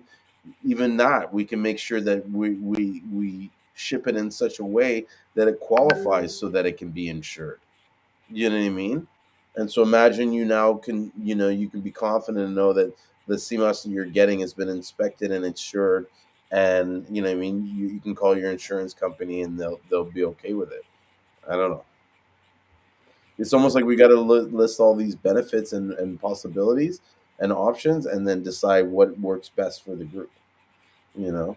Yeah, it's a lot of work to do. That's why I was saying last week we have to schedule one of these with those that are interested in possibly coming together and discussing all the variables, as far as like what a what is needed to pull the group together, all the different variables, and then start chopping that down, Mm-hmm. and come up with a list, and start finding out, what the options really are.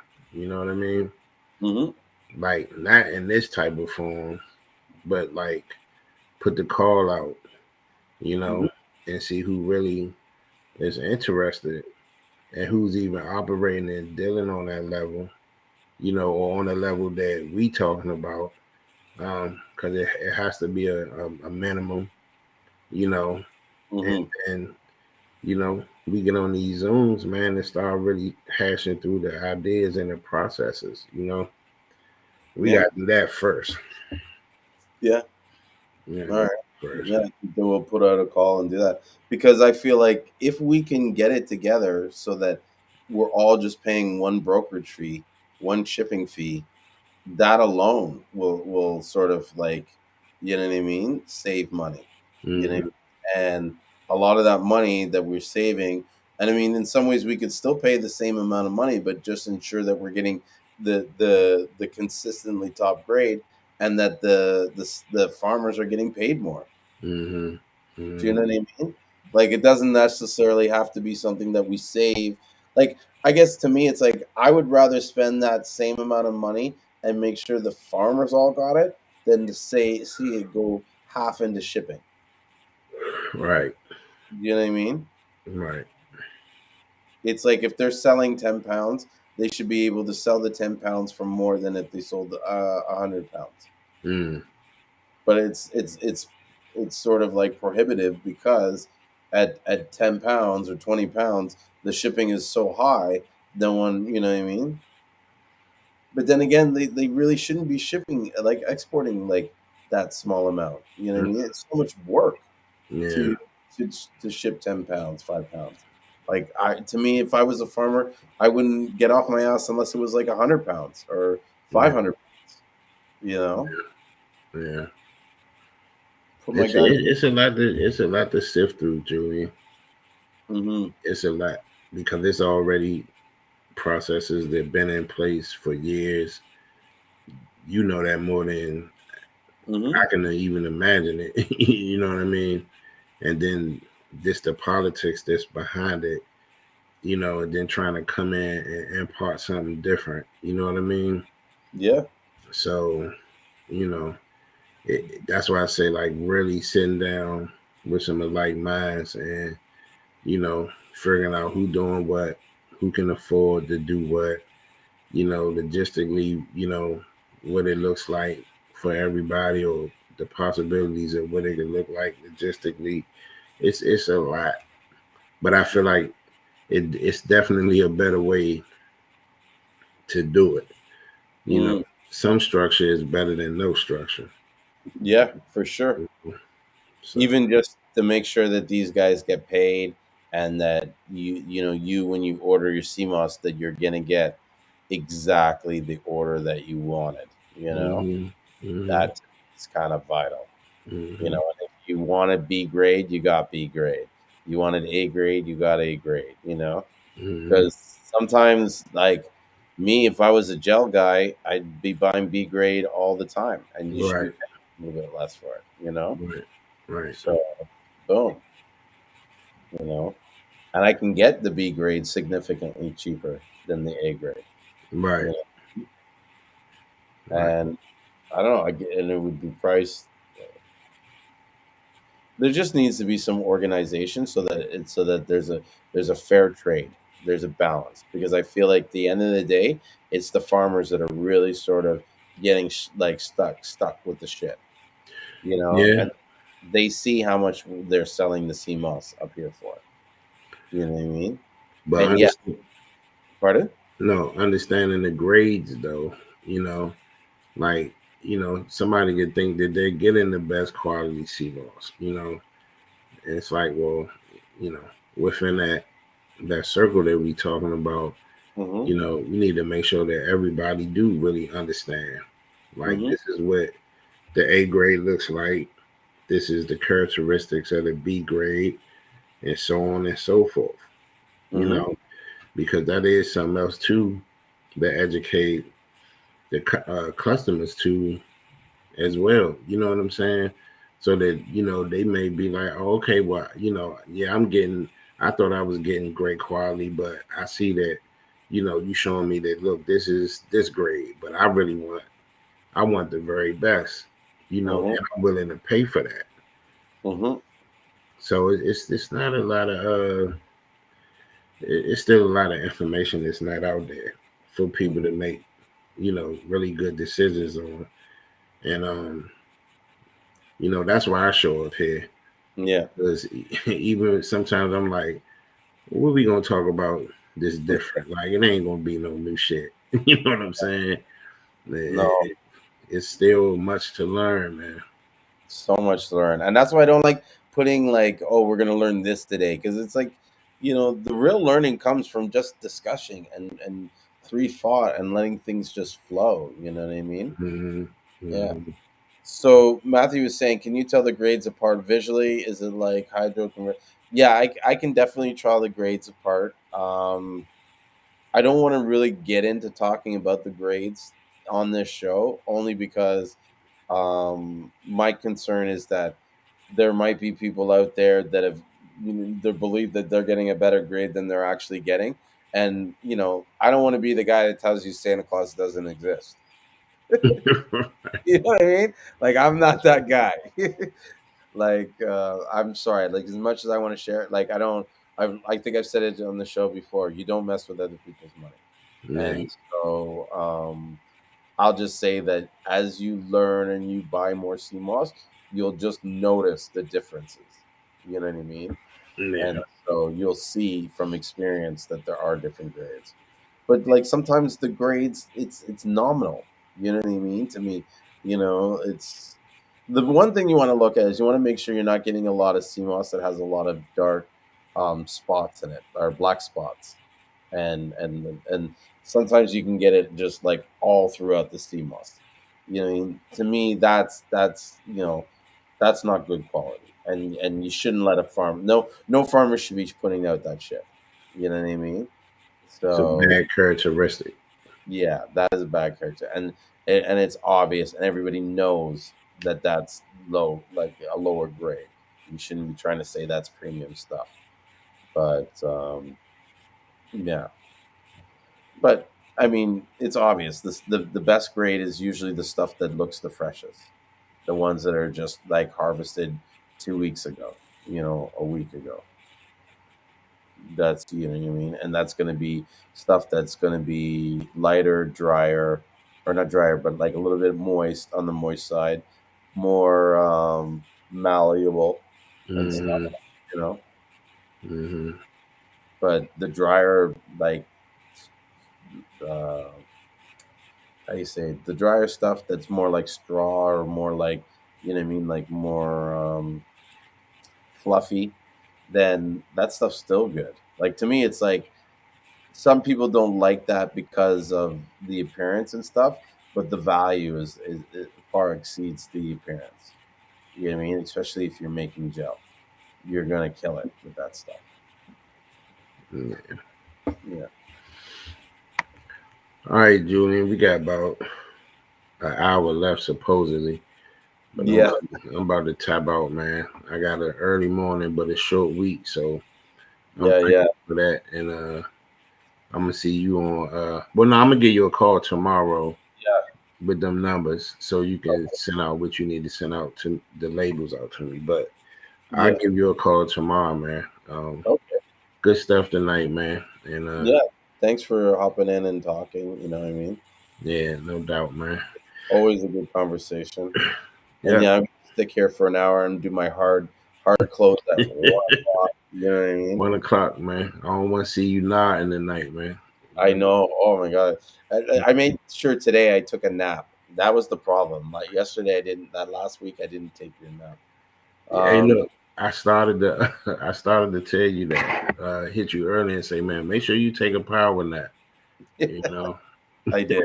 I took a brief nap. Hey, Rio Two Tone says, drop your email. Oh yeah, So I'm about to do it now. make sure. Yeah. What do you think about the before you go? What do you think about the purple shortage? Well, I mean, I got some right now, so I don't Mhm. know. I haven't been thinking heavily of it, but I mean, you tell me. I mean, you think that that's really about to become an issue? Yep. Yeah. Yep. For sure.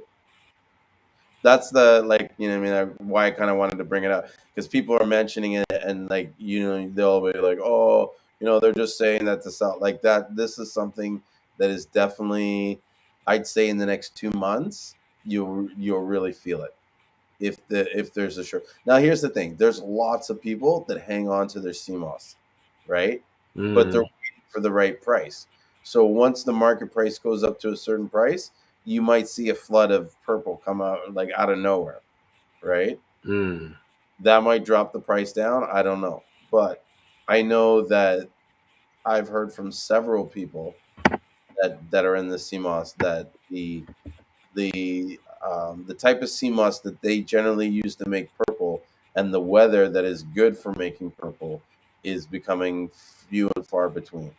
mm. And that, it's, you know, I mean, it's like this is the time where you don't get a lot of purple. I think it's because it's going into the drier season, and in the Right. drier season the weather is a lot more hotter and stuff, and so Mm, it's harder to put that purple. The sun comes out like stronger and stuff like that, and so the sea moss doesn't get most of the purple. They're using like a dark color sea moss as opposed to a lighter one, and so those will be less to be found in the wild. So you'll probably get purple, but you won't get the purple like you would get like in the that dark purple. yeah, like you would have gotten back in November or August and stuff.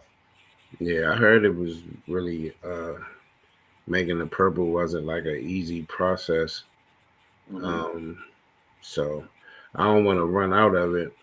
You know, I said I would try to grab, a little bit more. Like I don't have like a whole bunch of it. You know what I'm saying? But I do have some of the really dark purple.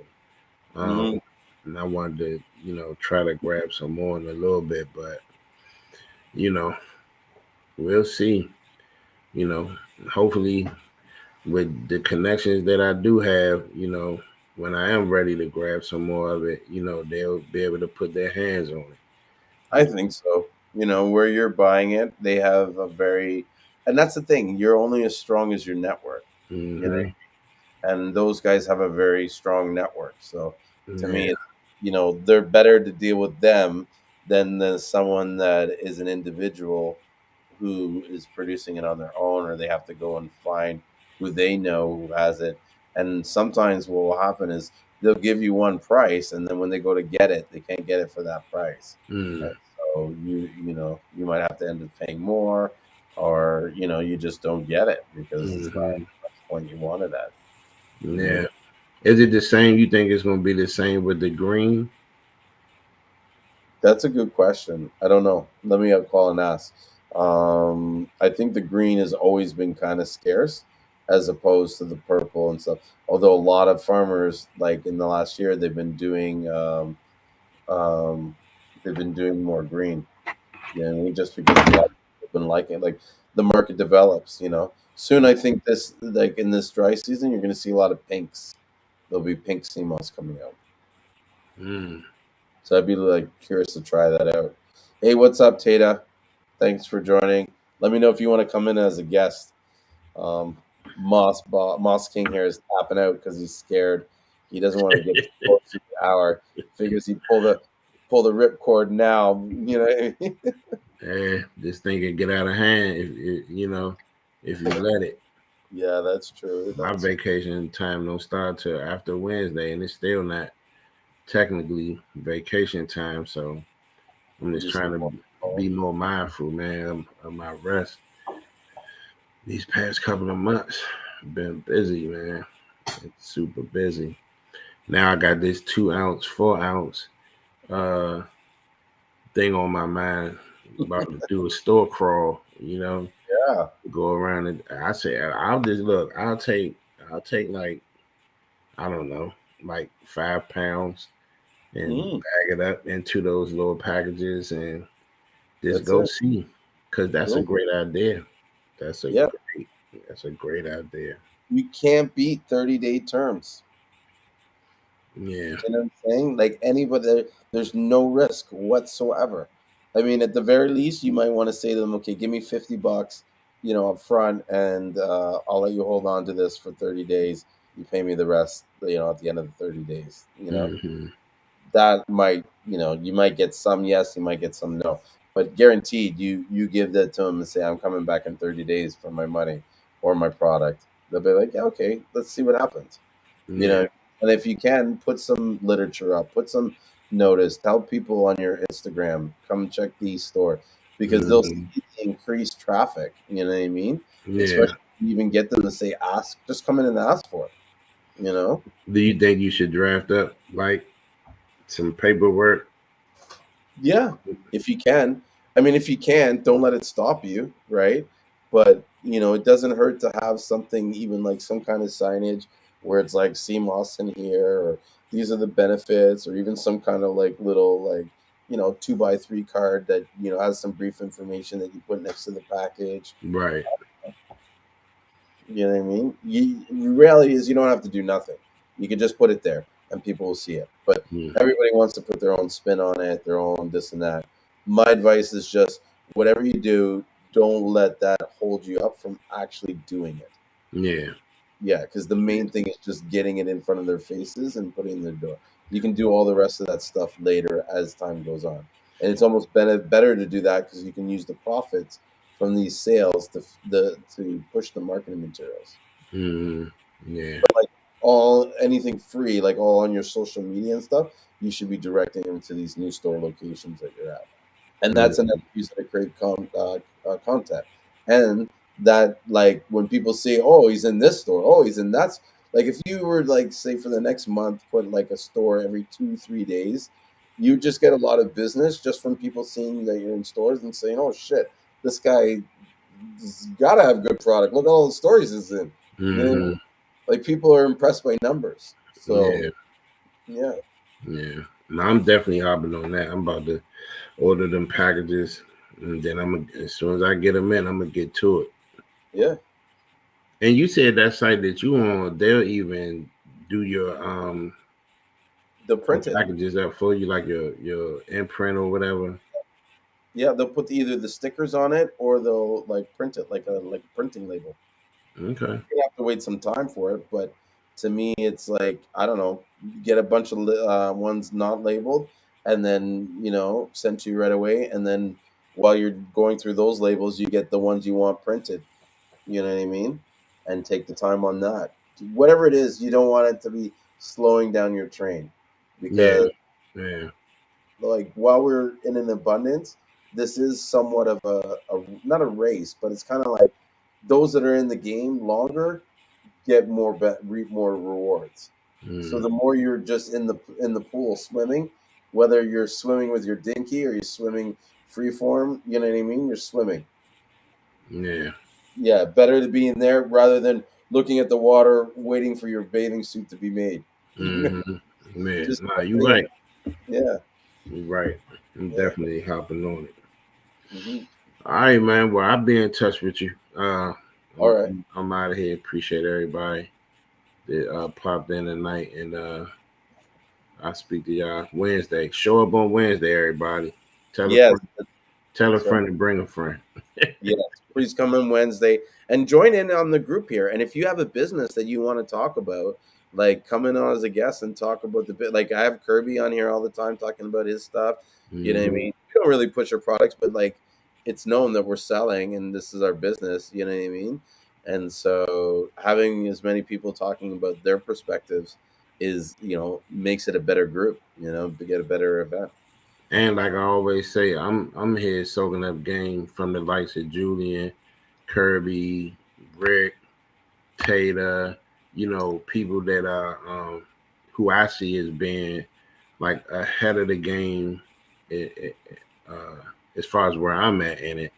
My Hmm. face up here, but for me, it's more about people seeing the face behind the Moss King brand, and we're all on like different levels business wise, but you know, um, you getting a lot for free showing up here.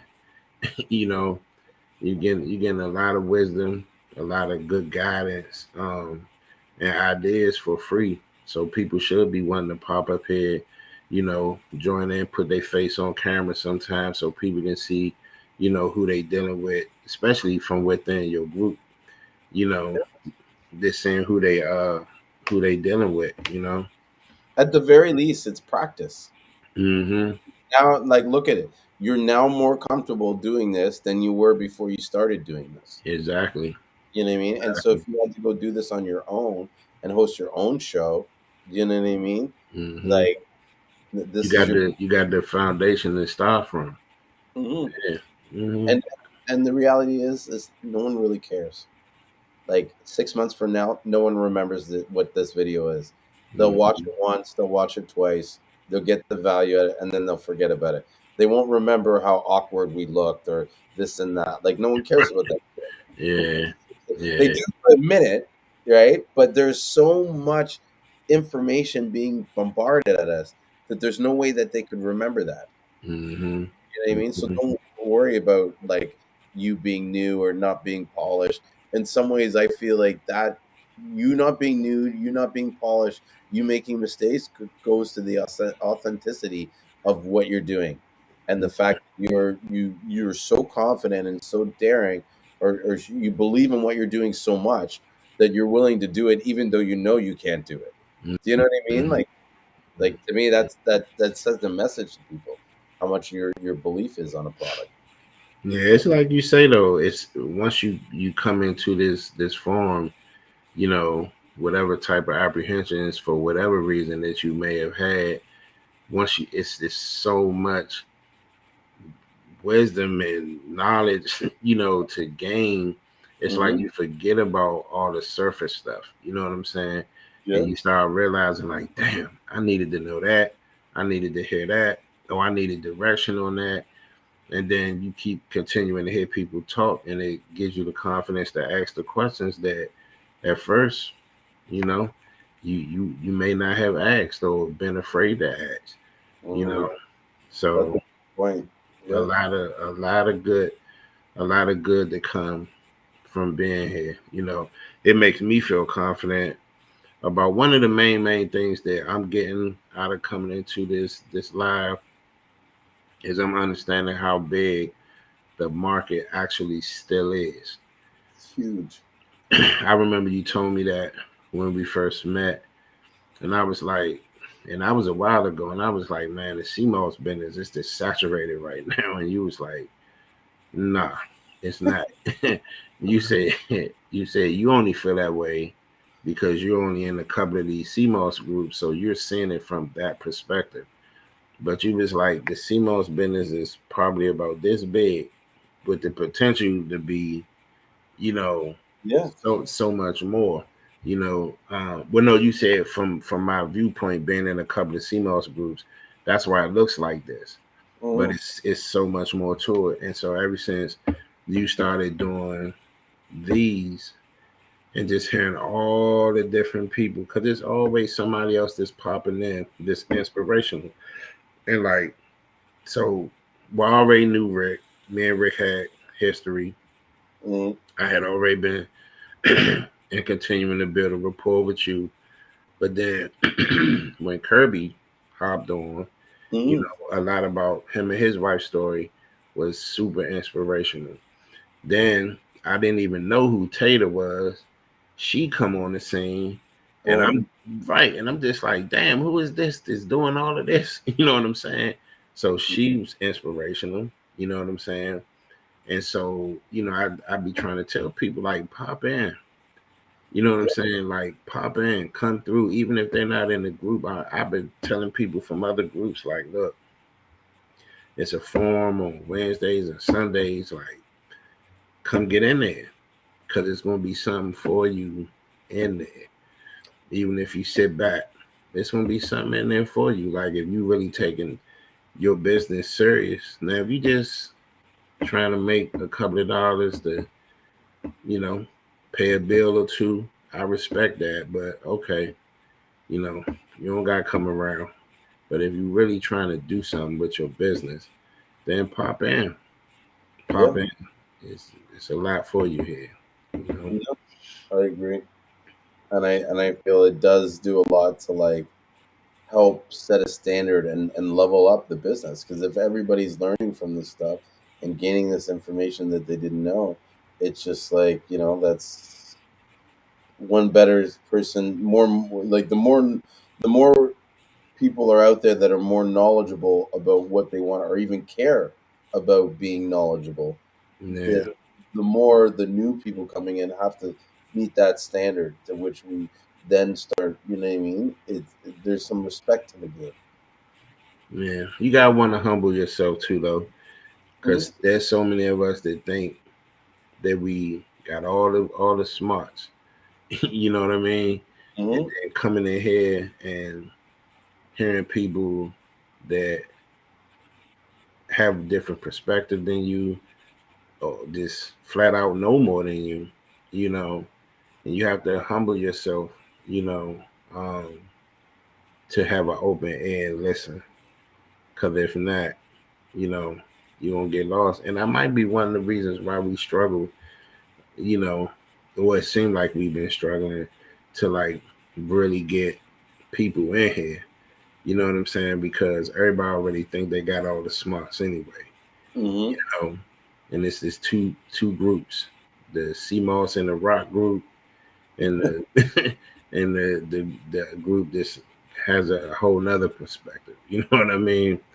So you know that might be the thing. You know, it's this keeping people there. I ain't going in there because they don't know what they talking about because they don't believe all the nutrients come from rocks. Yeah. I'm just not going to show up. You know what I mean? Yeah, But but even if they did and they brought, like, to me, I would give them the platform to speak their mind and sort of voice their opinion. Everybody has the entitled and right or wrong. They all have it in, like, they should all be entitled the right to speak their mind and their opinion. And let's debate it and talk it. Because for all we know, there could be something that we missed that could change the tides the other way and show that we were wrong all the time. exactly, but that's where the humbling yourself part come in at. You know Hmm. what I mean? Like I see you doing that.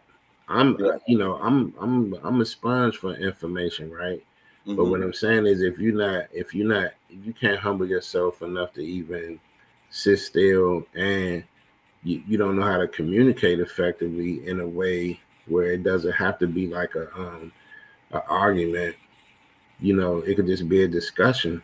You know, I'm gonna hear you out. You hear me out. You might be, like you said, somebody might bring something to the table that you never heard or we've never heard before. And then it's like, oh, okay, you Mhm. know, I know you still gonna research it. You gonna Yeah, put I'm it gonna right up.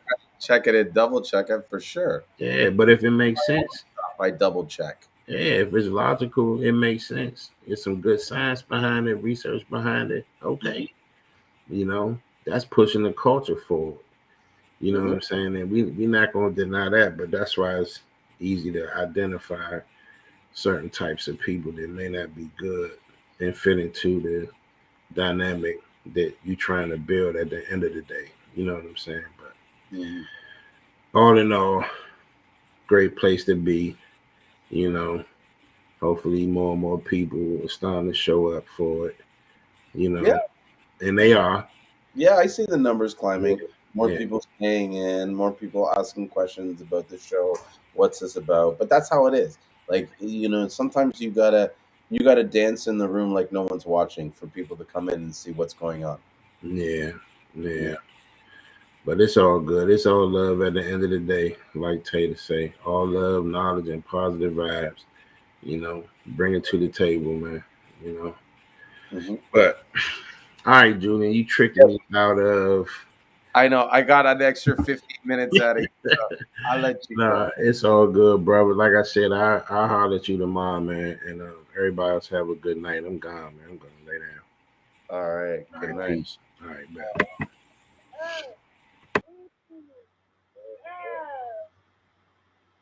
Who was that? Was that you, Sean? That's my son. I was like, someone was excited to see Moss King go. Oh yeah, he gets his Seamoss every day. Oh, is that your kid?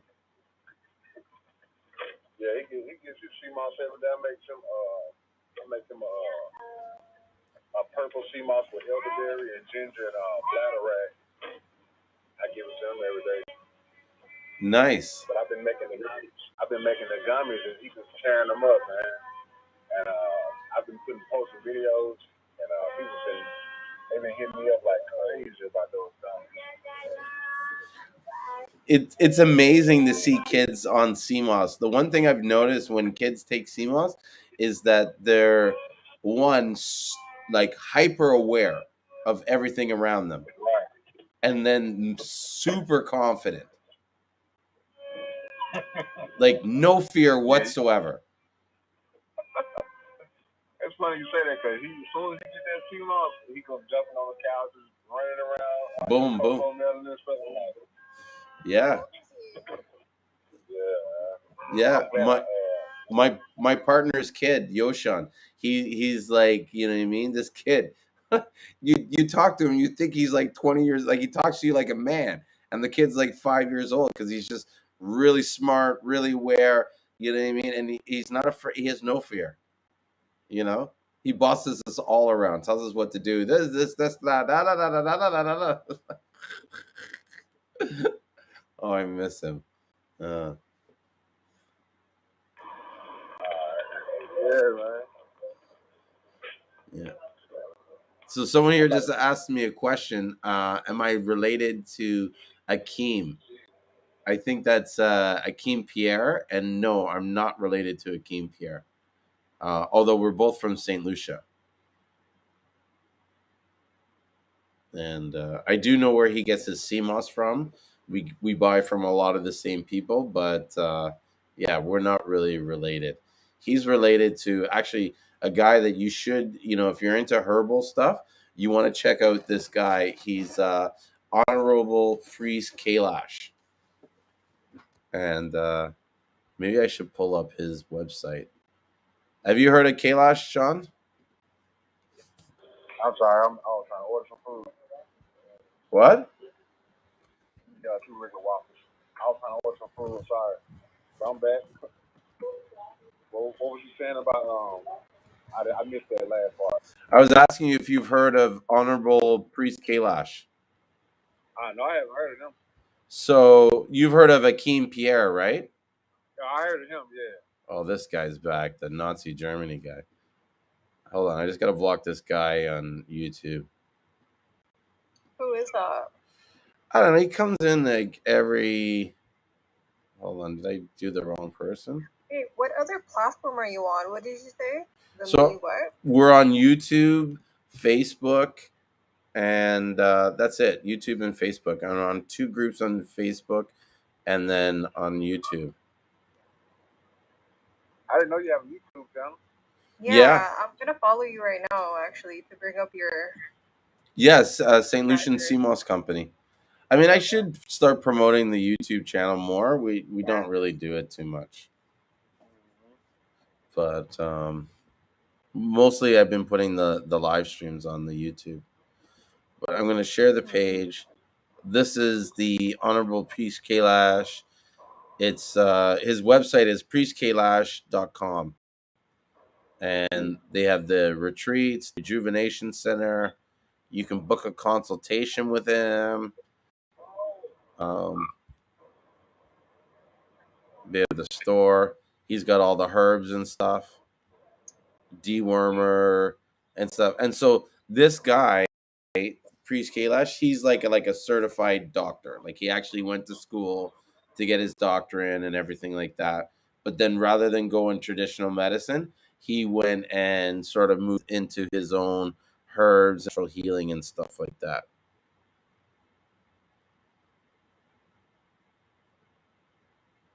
So he has like super female package. He's got a super male package.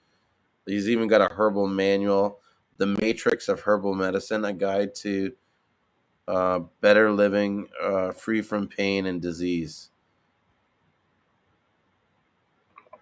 Yeah, and then they do these retreats. Yeah, even Rizla Islam was at the at one of the retreats. Who? Rizla Islam. Who's that? He's from the U.S. Oh, Yeah. Who else was over there? I think Chronix also went to that same one that he went to. really? Chronic? Who's Yeah, Chronic? Chronix, the artist, Oh, no the way. yeah. That's cool. I could see it. I mean, he's well known in the whatchamacallit, in sort of like the herbal. You know, he's kind of like a living Dr. Sabi. And then the retreat that they have is like really nice. It's like all in the jungle, and it's got nice like location. They have, spring baths and stuff like that. They even have their own mineral springs. Because I know I watched one video where they were like digging out a part of the building for a building, and they found a spring. You know, so really cool stuff.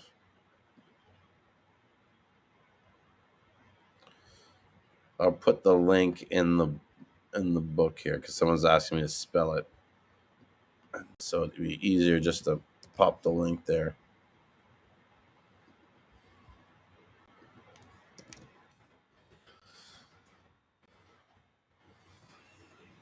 But yeah, I consider him like a master herbalist. Honorable Priest Kailash. He actually has a show on YouTube that's pretty cool. He talks about so much stuff. I think it's called Food of Seven. I think. Let's see. Yeah, the Food of Seven.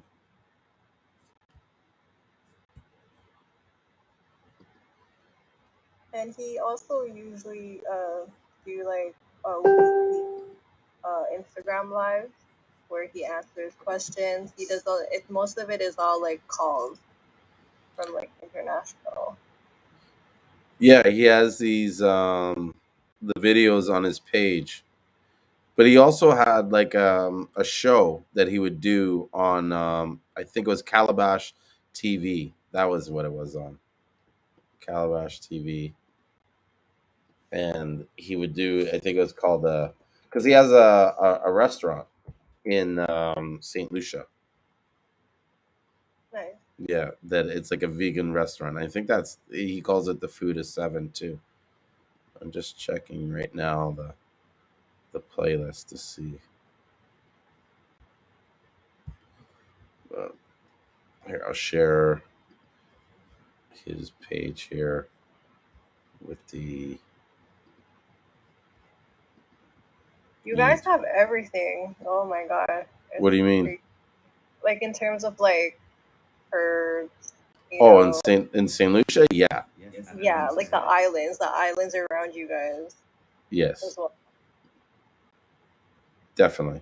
I mean, Saint Lucia, like we live in an abundance there, and there's so much like, just things growing naturally just everywhere. Like, you can pick up mangoes, tamarind stuff. Falls from like I would walk into town and there'd be a tamarind tree that I could climb and eat fresh tamarind right from the vine. You know what I mean? And I would do that sometimes because it's like it gives you some energy, and I like the sour tart taste of fresh tamarind. Yeah. But we would collect that sometimes, and then we would go make a juice out of it, and my buddy would make tamarind Seamoss drink, which was like badass. Oh, just the local juices alone were amazing. Which you too. Yeah, and on the street, everybody's selling coconut water. You can get like a big thing of coconut water for like basically $2 Canadian, 250 Canadian. Like they would sell it for $5 EC, so it's like half that price. It was like awesome. You could get like a big slice of watermelon on the street. You know what I mean? Like for change. Yeah. I loved it there. That's like your guys' what is it, like street food? No. From somewhat, yeah, they would have the fresh fruits and stuff as street food. They don't really have too much. Like I guess their kind of street food would be like barbecue chicken, or I know in the morning. Sorry. Oh, like appetizers. Yeah. Well, I know like bakes you would have in the morning. Like they would have fried bakes with saltfish, and you could get like a cocoa tea. That's like their traditional street food breakfast. But I guess as a snack, you would get, what would be good would be fresh local bread with lunch meat and like cheese, or like cheese and like a local bread. And so that would be this like sort of like a French roll that had like two twists on the end, and they would slice in the middle and put the cheese and the butter and stuff in it. But it would be like, because it was freshly made, like it was like hot, and so that would like melt the cheese a little and everything. Oh, it was awesome. Yeah, it was good.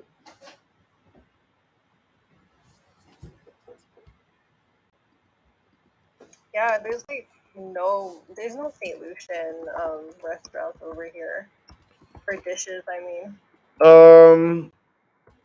Yeah, because I mean, here, like down there, like a lot of the food that you would have that would be kind of like considered traditional St. Lucian, it's like traditional for a lot of the Caribbean and stuff. So that would be like any sort of fried fish, or roast fish, stewed fish, or something like that. They'd have ground provisions and a salad. I think the big thing would be for us the salad.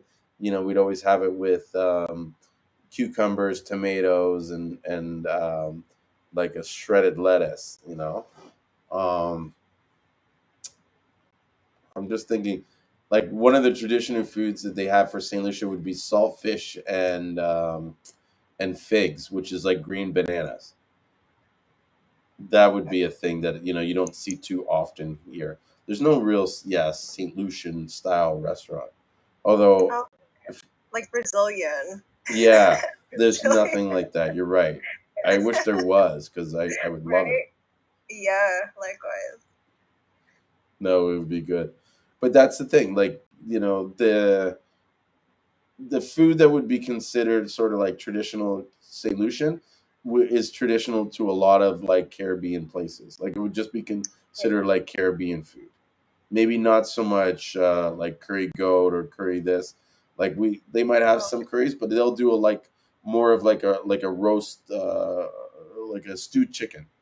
You know what I mean? Where the chicken's all kind of brown and stuff like that. Nice. That would be kind of traditional with them. or like a fish, like steamed fish and stuff, or yeah, that's like for meat wise, you know what I mean. And then their sides are always ground provisions, which is like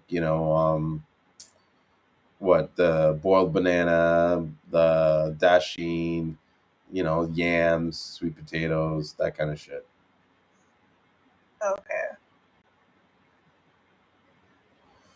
So Matthew is asking me, he's like, I'm curious if you follow a vegan or vegetarian diet in conjunction with the sea moss and herbs.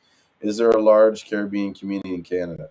Yes, there's a large Caribbean community in Canada, and no, I don't follow a vegan diet with the sea moss. Although I do take a lot of sea moss, I don't take as much herbs as I probably could. And I've been thinking about going to the store and getting some like moringa and a few other like herbs. Oh, to try out, even just like do like a detox. That's what I need to do, I think. That meringue is the best thing going. Yeah, I love moringa. You know, I think it's even got more. I believe it's got more benefits than sea moss. Yeah, I believe that too. And researching and everything, I believe that too. Yeah, like sea moss is good and everything, but I think like moringa is definitely as equally good. I mean, the seeds can purify water. All this other stuff that it can do. It can rid your body of parasites and all other kinds of stuff with it. It's got increased, and they call it the tree of life. Like, there's a reason why they call it the tree of life, right? Yeah, true. Mm-hmm. What are you making? Soap. Soap? Soap. Oh, cool. Yeah, that's what. Cold press? That's what you heard in the background. Huh? Cold press or melt and pour? This is melt and pour. I'm shaving down the base. Oh, cool. Yeah. Nice. Yeah, I've been wanting to get into soaps soon. That's a real hot thing in the with the Seamoss cosmetics. I see a lot of people asking for them, and people want to buy them, like to resell them. Yeah, I think there's definitely a good market if you have the time to produce it in large quantities to then like wholesale it to other people that will resell it. Especially if you can get like the scents and stuff down. There's really popular with what is it? Lush. There's a company in Canada called Lush that has all these different. Yeah. Is Lush a Canadian company? I thought it was. Is it an American company? You never know these days, dude. I thought it was a UK company. I don't know. I thought it was a UK company, but I'm aware of them. They make some really top end bath stuff. Let's see. Lush Cosmetics. Yes, Lush Retail is a British cosmetics retailer which is headquartered in Dorset, United Kingdom. It was founded by a trichologist, Mark Costain, and his wife, Costain. They have 951 stores globally. Well, I've seen them, and to me, it's like, you know what? There's nothing special that these guys are really having. It's a bunch of like handmade products done on a mass, like a high scale. You know what I mean? Yeah. I know that bath bombs are like they look like works of art, like with the glitter and all the stuff. And then what they do in the bathtub, they put like a mural of colors in the bathtub. Yeah. So, yeah. I could see that. But even with these bath bombs, I'd like to see how the Seamoss salt could be incorporated into one of these like bath bombs, or even these like you're looking at these socks with the herbs in them and stuff. Like, that's something that I'm surprised someone hasn't really come up with a product like that, where it's like, the even if it's like a satchel where you scoop it out and it's got some sea moss salt in it, it's got some lavender, some whatever, hibiscus. I don't know, dude. I'm not bath bomb guy, but you know what I mean? Like a bunch of herbs and stuff, and then put it into the water, maybe some goat's milk or something like that. Like yeah. I see bath bombs with some sea salt, with like dead sea salt or Hawaiian sea salt, or regular sea salt in them. Yeah. Yeah, just on the market because I mean your basic bath bomb is just cornstarch, baking soda, citric acid, and that makes the reaction. And the Okay. cheapest ones is just that with some essential oil added. Now, once you get to the ones with coconut oil Mm-hmm. or jojoba oil, the ones with Epsom salt in them, the ones with sea salt, now you start to get therapeutic value. Mm-hmm. Mm-hmm. Yeah. And I could see the Seamoss salt being something that could add a lot of therapy, but I'm actually going to even test it to see what it's like in comparison to sort of like Epsom salts, you know? Mm-hmm. Mm-hmm. Mm-hmm. Mm-hmm. Yeah. Are you getting it? Are you going to start diversifying as far as the Um, products? I always talk about it, but in a lot of ways, I haven't done any of it. Are you okay with the bees? Are you selling honey? I will be selling honey next year. Yes, this Okay. year All right. I am not. If you need honey, I could get it. Just because, all my friends are beekeepers now, right? Mm-hmm. I'm also on the board of one of the biggest beekeeping organizations in Toronto.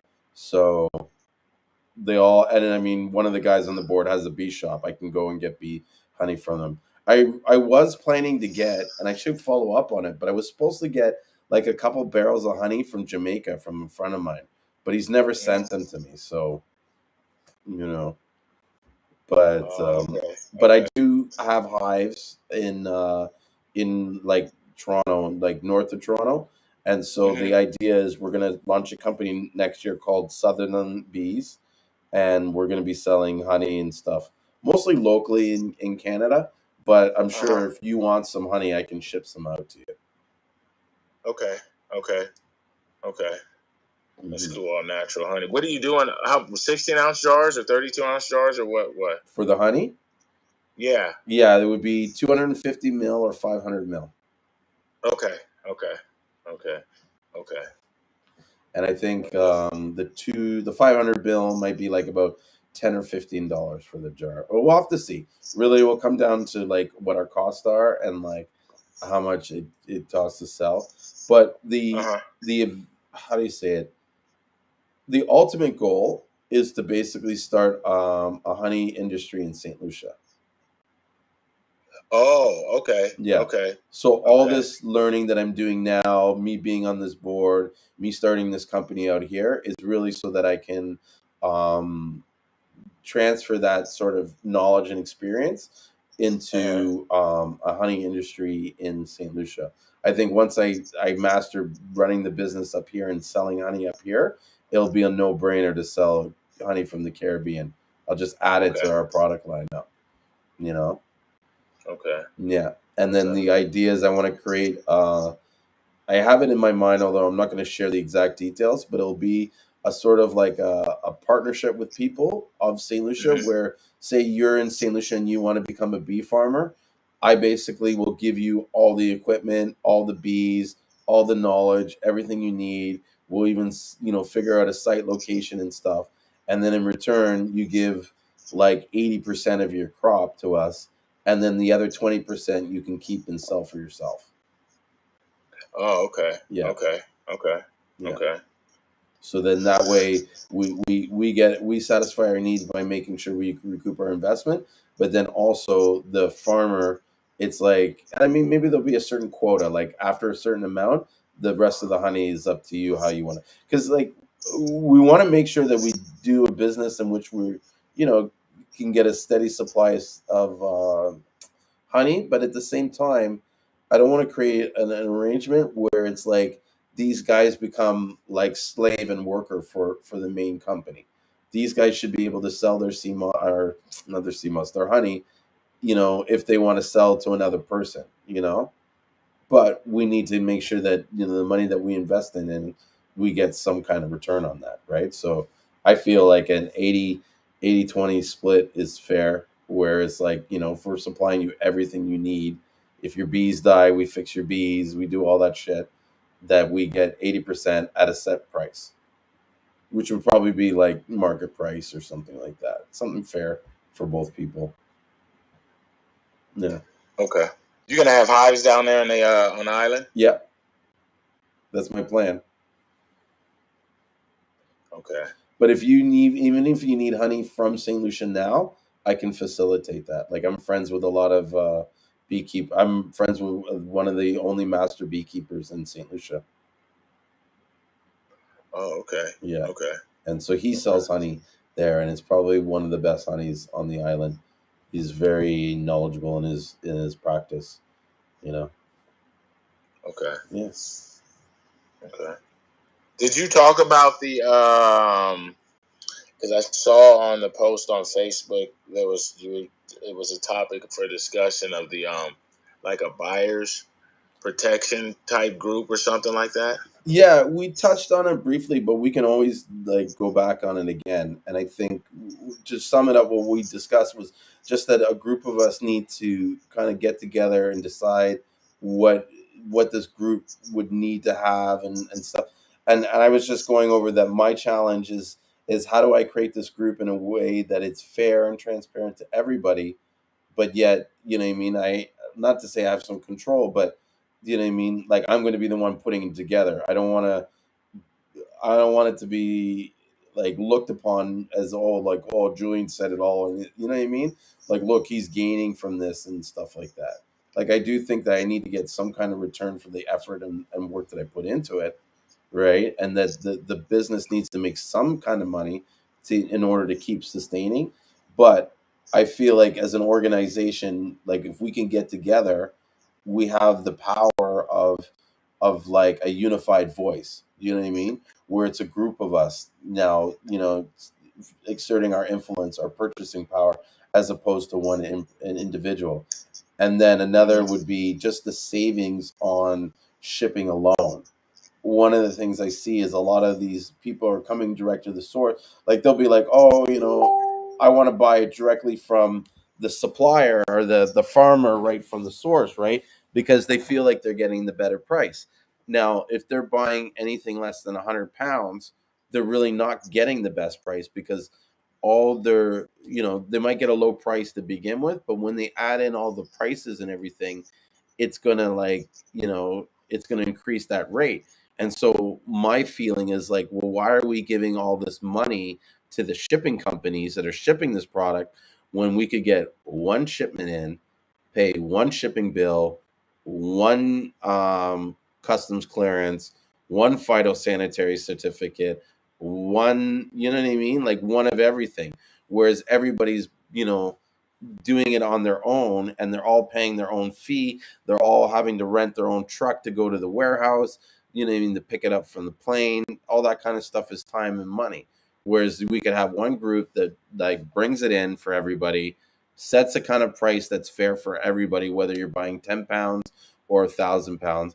Because one of the arguments people have is like, well, if I'm buying 1,000 pounds, it's not fair for me to pay the same price as someone that's buying 20 pounds or 10 pounds, right? And what's crazy is that a lot of times when you're buying that 10 pounds, 20 pounds, it's like the fees that they have to pay to bring that in. It's like it would have been cheaper if they had just like, you know, and easier if they had just gotten that person that was bringing the larger quantity in to kind of add it to their ship. You know what I mean? Like to consolidate it that way. So I don't know. What are your thoughts?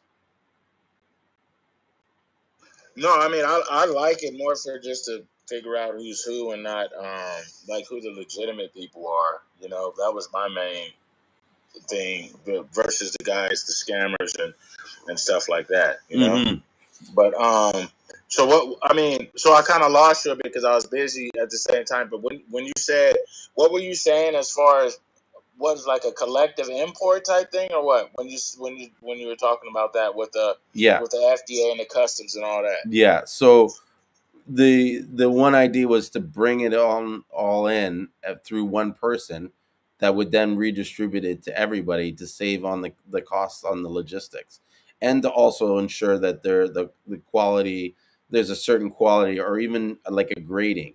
so that you're paying the appropriate price for the value of the product that you're getting. Because sometimes people are paying like prices, A grade prices, but they're getting B grade product. You know what I mean? So how do you avoid that? How do you ensure that you're, you know what I mean? Because you might have bought more CMOS if it was like priced appropriately. You know what I mean? And you'd probably be able to sell it better if you understood what you were getting. And Yeah. so it's those kind of things. One thing I think I have an idea about, and I'm figuring out how to structure it, is to do like a CMOS review board and kind of put it separate from the buyers club and make it so that you know people can come in and sort of relay their experiences on particular vendors or have agreements. But my sort of I don't know. One of my challenges is like, how do we like verify the information? Like, what's to stop someone who's disgruntled for whatever reason and trying to, make that company look bad? Like even earlier, there was a post on the Buyers Club where the guy was calling this one company, on like not good for business and this and that, and it turned out the guy like was messaging the wrong person. You know what I mean? And so like that could have been potentially damaging to her business if it got on a review and it stuck and people believed what that person had said. Okay. Yeah, so Yeah. there's sort of like a little bit of a challenge like that. Matthew just said, would that be broken down with maybe a state representative or an area representative? I mean, it could be, you know what I mean? But I know this, if I could amass a group of people together to which we said, look, we're all going to go buy collectively. I know that I can work deals with various groups in St. Lucia to make sure that there's a certain level of quality and a consistency of the product. And like the product, it would be a matter of you like ordering it and getting it in 2 days, as opposed to waiting for that person to, tally it all up and, box it and put it on a plane and stuff like that. Yeah. Mm-hmm. Yeah. Yeah, that'd be dope. Yeah. And most times these guys like say you have a buyer and I have a buyer in St. Lucia, a lot of times they know who each other are and they're sharing deals with each other. So if I call one day and say I got 500 pounds, I need to buy 500 pounds, my guy might call your guy to get a couple hundred pounds off them because they know that he's got it. And there's, you know what I mean? Like they do work with each other, but a lot of times they don't know who's the buyer, who the buyer's for. You know what I mean? So Yeah. I guess to me, it's like, as long as they got paid right, there shouldn't be any problem with them all just putting their CMOS all to one place and getting it shipped together. You know what I mean? Yeah. And then getting it resold. It probably would Yeah. sell better and faster that way. Yeah. Yeah. Yeah. But they're not going to do that until they see us organized on this side, where we come as a group. And that's another thing that I see that having this group can be is like, well, we can work it so that the CMOS that comes in has certain serial numbers and shit like that, so that it has traceability, which us dealing with an independent farmer, you can't get that sort of level of accountability. You know what I mean? Because there's some people that are trying to get insurance on their company, you know what I mean, to protect them, say making gel or whatever, and they can't do that because they when the insurance company, their underwriter company, is asking like, well, where are you getting it from? It's just some regular dude, you know what I mean, and he's drying the CMOS in his backyard. It's not like in a building with a corporate structure and stuff like that. Like most of these guys don't have registered businesses, So in order to get the registration, your business registration to cover your products, it has to be coming from like an actual registered company. Well, I think for insurance companies to sort of underwrite your product, they want to see that it's coming from like a legitimate business that has like a location and they might have to be FDA registered or something like that, so that if there's a way to come back on you, like say there's a problem with your product and they need to trace where it came from, it's not some, dude that you spoke to off Instagram. Okay. Yeah. Okay. Like eventually we need to get everybody needs to get to that point where we're running a legitimate business and it's not a hustle.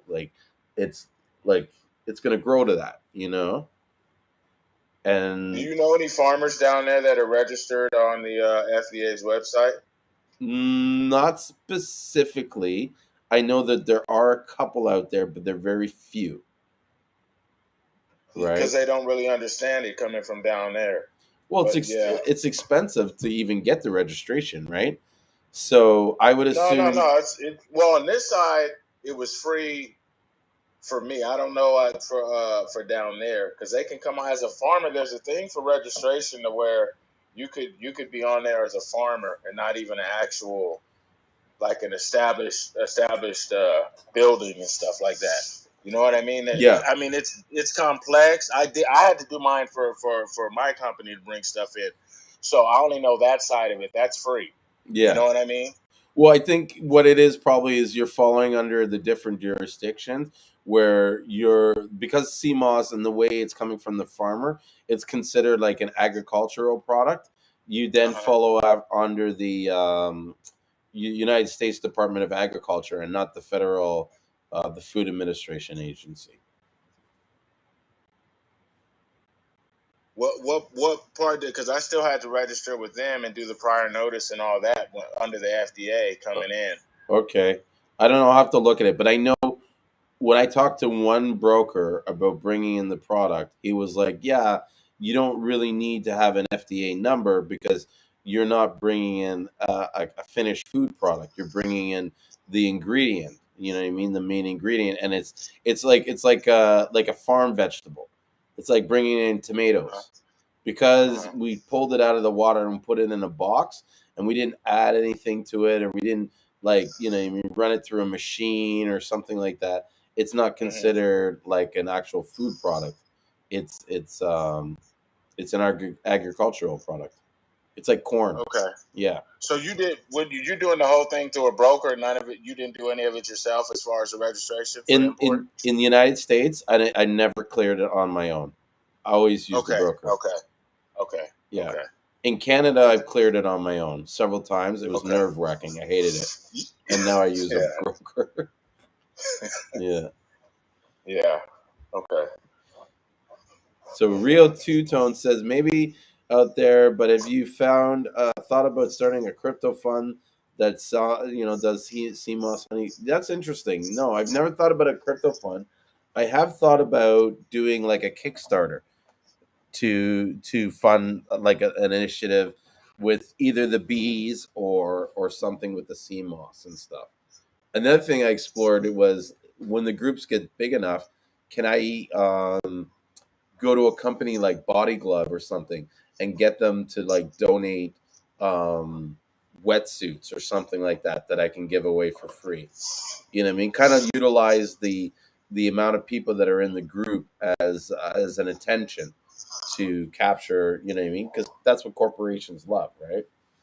So I've thought about that, but I just haven't acted on it.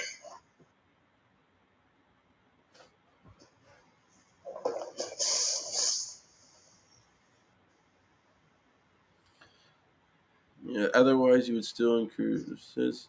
Would that be broken down with maybe state representative areas? Because otherwise you would still incur large shipping fees. Cheaper to get a package from AA than a large package from UPS or DHL. Yeah, I didn't know that. I'll have to look into that. And does American Airlines ship directly to your door, or do you have to get it Where packaged? in the states, American Airlines is cargo at the airport. Yeah, you got to pick it up. Mm-hmm. See, and that's the thing. It's like right there. You're unless you have a big enough truck, you're spending about $100 just to rent the van to go pick it up. And then there's gas and stuff like that. I mean, shipping can be expensive, but at the same time, I think I can ship 200 pounds for like $75 or something like that. It's not that much. From down, you're talking about internationally or locally? Well, me shipping from Canada to say Boston, it's about I think $100. Let me just check and see what my because I To have a ship how few many pounds? 200 pounds? 100 pounds, Okay. Okay. but even Okay. I think I have a 200 pound order. I can check to see how much the shipping was. Let me just check.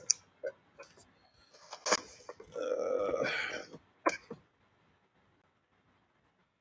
make sure I'm not sharing my screen so you guys see all my customer information.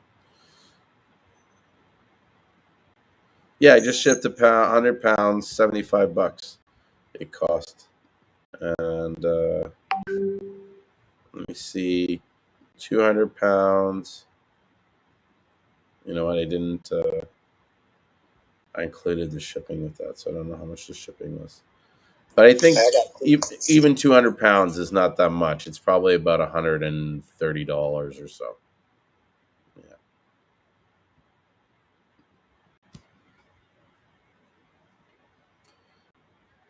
I pay 120 USPS to ship a 50-pound order a few states away. You know what you need to get, bro, Matthew? You need to get on Pirate Ship. If you're paying $120 USPS to ship 50 pounds, that's too much. I know I don't pay that much to ship 50 pounds, and I'm in Canada, and I'll ship it USPS or UPS. Pirate Ship got USPS and UPS on there. Yeah, they just added USPS. Yeah, Pirate Ship's awesome. But I think they only work in the States that I know of. But there Oh, they are, don't. Okay. They don't work in Canada. no, I'll have to double check now because now that they have USPS, because see, they don't have USPS in Canada, right? And before that's all they did, Pirate Ship. So I should check them out. I have them um, on my Shopify. So I don't know. I'll check them. That's a good question. Because if I can get cheap rates on UPS from Canada to these guys, that would be amazing. It'd be really lovely, really really good.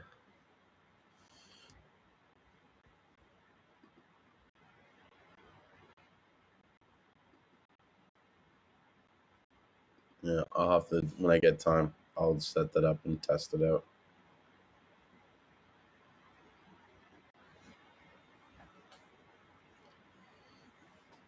Yeah, see, that's why it was a rush. That's why, because Matthew says I am on Pirate Ship. It was a rush shipping for this customer, and that's probably why you paid the extra like overnight fee or whatever.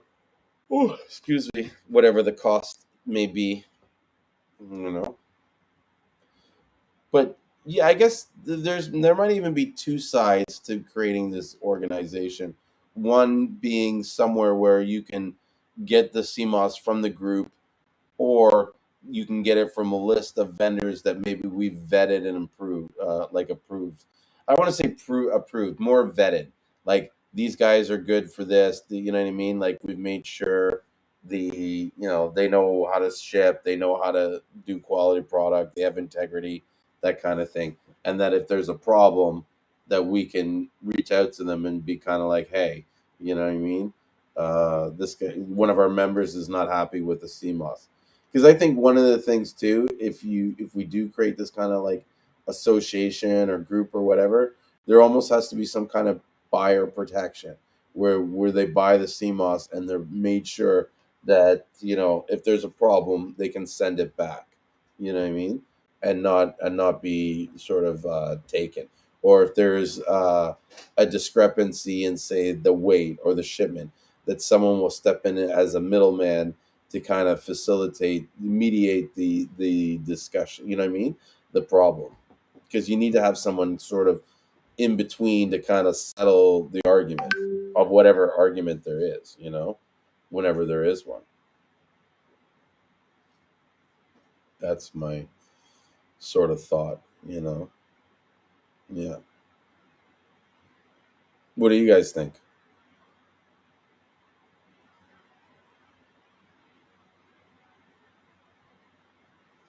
Yeah, it's definitely necessary. I mean, as the game's getting more and more saturated, Mm-hmm. Yeah, definitely there needs to be some kind of like standards in place. Even if you don't want to buy, say, from the group, you can go buy your, you know what I mean? But it's almost like you're on your own if you go buy from these people and you don't buy from, I don't know. I definitely don't want to create a list for the buyers club. Do you know what I mean? Like whatever we do this, it almost has to operate independently. That I want to make it so that it's like I always want to keep the buyers club sort of open where, anybody that wants to start their business can, you know what I mean, go out and start their business. I want to create like a two-tiered system where it's like these are the approved vendor, you know what I mean? Because there's groups like that already, and I don't agree with them. You know, I should be able to come out there and do good business and stand on my own, merits or whatever. I don't know. See, that's where I'm like, kind of like, almost like I want to do something, but at the same time, I figure it's just, maybe it's better I just don't do anything and let the market take care of itself.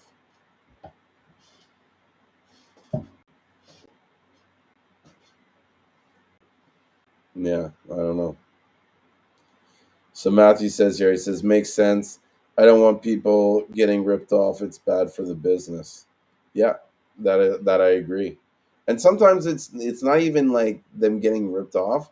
What I've seen happen a few times is it was just miscommunication. You know what I mean? One person expected one thing, and the other person expected another, and they didn't meet in the middle. You know what I mean? And it's not like this person intentionally set off to do that other party wrong. It was like the way it worked out, you know what I mean? And sometimes you can't fix these problems. I don't know. So I don't even know where I was going with that. Be the Kanye of the Seamoss, I'll back you.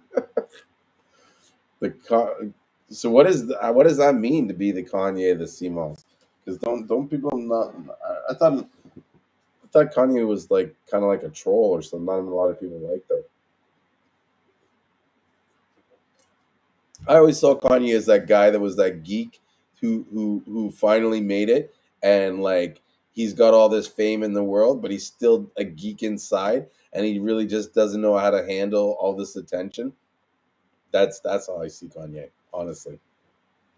You know what I mean? But he's definitely one person to see the to look at the power of manifestation. Because if you watch interviews of people that first met him and what he was saying, it was like he was determined to be a star. He was determined to get to where he is right now. And he wasn't going to let people stop him, even if they thought he was a joke or crazy or whatever. He just set his mind to it. And I believe that is, anything you want, you set your mind to it, you can build what you believe in. It's the, how do you say it, it's like how much energy do you have, how much do you really want it, you know what I mean? I read some proverb or some story about like this monk guy that brought the guy in the water, and he kept bringing him out to the point where the water was in his head, and like he couldn't breathe, like he had to struggle to like breathe. And he's like, this is how badly you want it. You want it so badly that you're willing to drown, to almost drown to get it. You know what I mean? That's when you get successful, you know? I know what you're talking about. He said something like, when you want success as bad as you want to breathe, then you'll be successful. Yes. Yeah, I like it. That's one of my favorite quotes, man. But yeah, go ahead though. Yeah. No, that's exactly. Yeah, That's exactly what it is. And when I watch people who are successful and those who aren't, and especially those who aren't successful but can't understand why they're not, it's usually that's what they're doing. Like I'll look and be like, "Well, what'd you do last night?" "Oh, I watched Netflix and I watched my favorite TV." Like, what? Right. Like you had time to watch Netflix? Right. You know what I mean?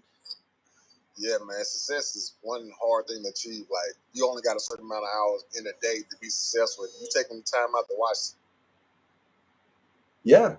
Like think about my day today, right? I got up at early in the morning, 8 o'clock in the morning. I read some books. I read my Bible. I got ready for church. I was at church all day till like 3 o'clock. I drove people home from church. I came home. I like did some more reading, caught up on some news in St. Lucia, checked orders, checked what I mean, what I got to do for tomorrow. Then kind of loosely planned what I wanted to talk about tonight. Took a nap, got up. You know what I mean? It's like 1 o'clock in the morning, and we're talking about Seamoss. Do you know what I mean? It's these people in the room right now.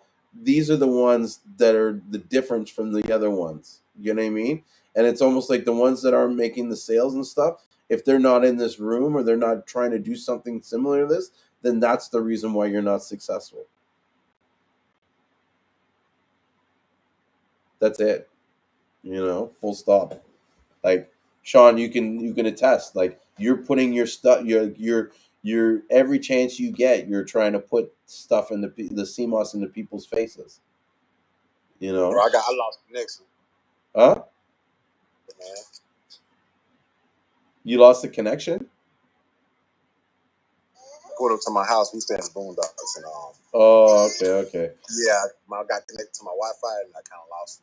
Well, I was just showing off like your dedication and how you're constantly always trying to put the CMOS into everybody's face, and you know what I mean. Like you have that drive and that energy, and that the people in these rooms and the people that come on these lives to learn this stuff, it's like you guys are. You know what I mean. It's like, how do I put it?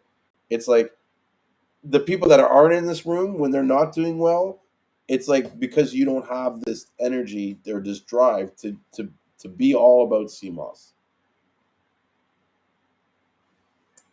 Oh yeah.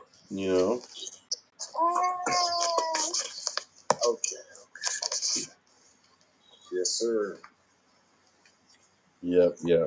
So yeah, I don't know if I want to be the Kanye of CMOS, but I definitely want to help do what I can to help create an environment where the buyers have more confidence in investing more money and more of their time into this, and then the farmers ultimately get the fair wage and share that they should deserve.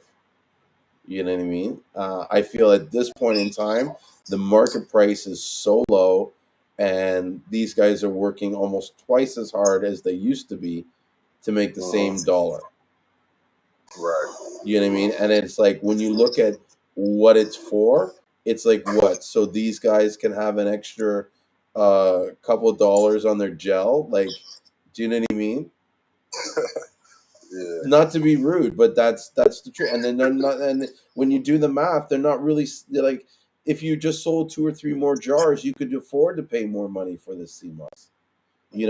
A $5 difference in a pound only represents like 32 cents on the jar. Do you know what I mean? Like add 32 cents more if that's the problem. Like we've had to drop our price from $42 when we first started till now it's $39. Do you know what I mean? And it's because like we have to stay competitive. But that comes at the cost of the CMOS fire because now the market price is lower. You know what I mean? Yeah, I seen prices that are like I sell my gels a jar of golden sea moss $20. I looked at some people's website was $60. I was like, oh my gosh. Yeah. I couldn't believe, but there are people that are out there. I didn't know people was buying it for that much, but they are spending that much. So I see it's possible. Right.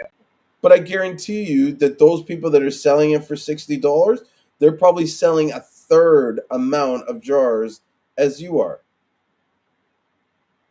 and making less. Mm-hmm. Like they're like you may be charging less, but because you're selling more, you're making actually more money. Whereas I see, Also, yeah, I seen it's a demographic thing as well too. Because like I said, I'm in Mississippi. The person I was talking about, there was in California, and she was like, "Yeah, you're definitely lowballing yourself. You should definitely go up on your prices." I was like, oh, "Okay." yeah. And it just made me look at things differently. And here's the thing, I'm okay. Like, I understand if someone wants to charge $100 for their jar or whatever their time, but when they go to the farmer and be like, yeah, can you give it to me for $15? Awa, the fuck. Do you know what I mean? Like 15 Right. bucks, and you're making these guys, these farmers check the price of the Seamoss. Like when they're selling to a guy, they'll go on the guy's website and see what they're selling. You know what I mean? And I think that's why some of these guys get taken too. It's because these guys get mad and they're just like, "What the fuck, man? This guy's selling it for $80, and he's getting 20 pounds off me, and he's breaking my balls over $3."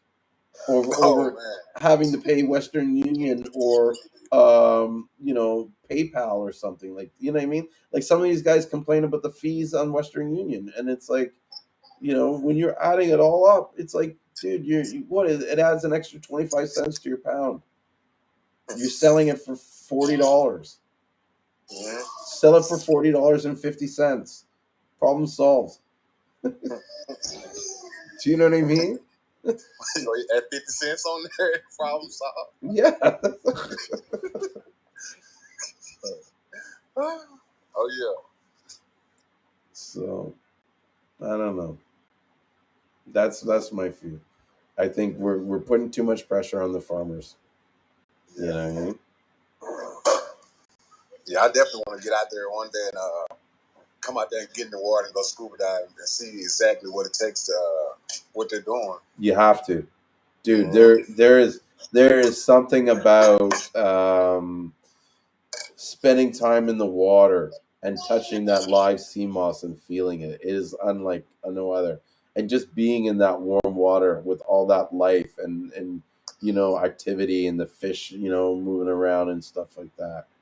I got a quick question. Yeah. You mentioned something about the feel and the touch of sea moss. Now, I've been noticing sometimes whenever I soak my golden sea moss and I soak my purple and my green sea moss, the texture of the gold and the purple and the green are different whenever I soak. It's almost like um, the golden sea moss is a little bit more slippery, and then the purple and the green is a little bit more. You know how you rub your fingers together, you feel that friction a little bit. Uh, Have anybody noticed anything like that, or is it just me? Maybe it's just you. Although I haven't really soaked anything beyond gold lately. Um, Okay. the color is going to have. It tends to be a little bit more dirtier than the gold, because it doesn't go through the bleaching process.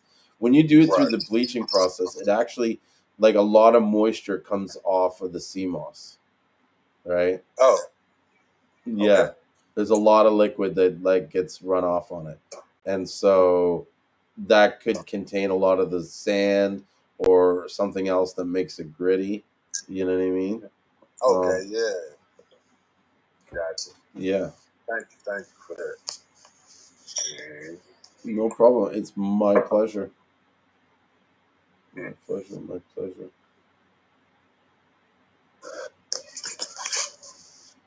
So is there Yeah, I any? got a question. What about that black sea moss? What kind of benefits do you get from that? Is it the same benefits as the regular sea moss, or No I know you idea. answered this last time. Oh yeah.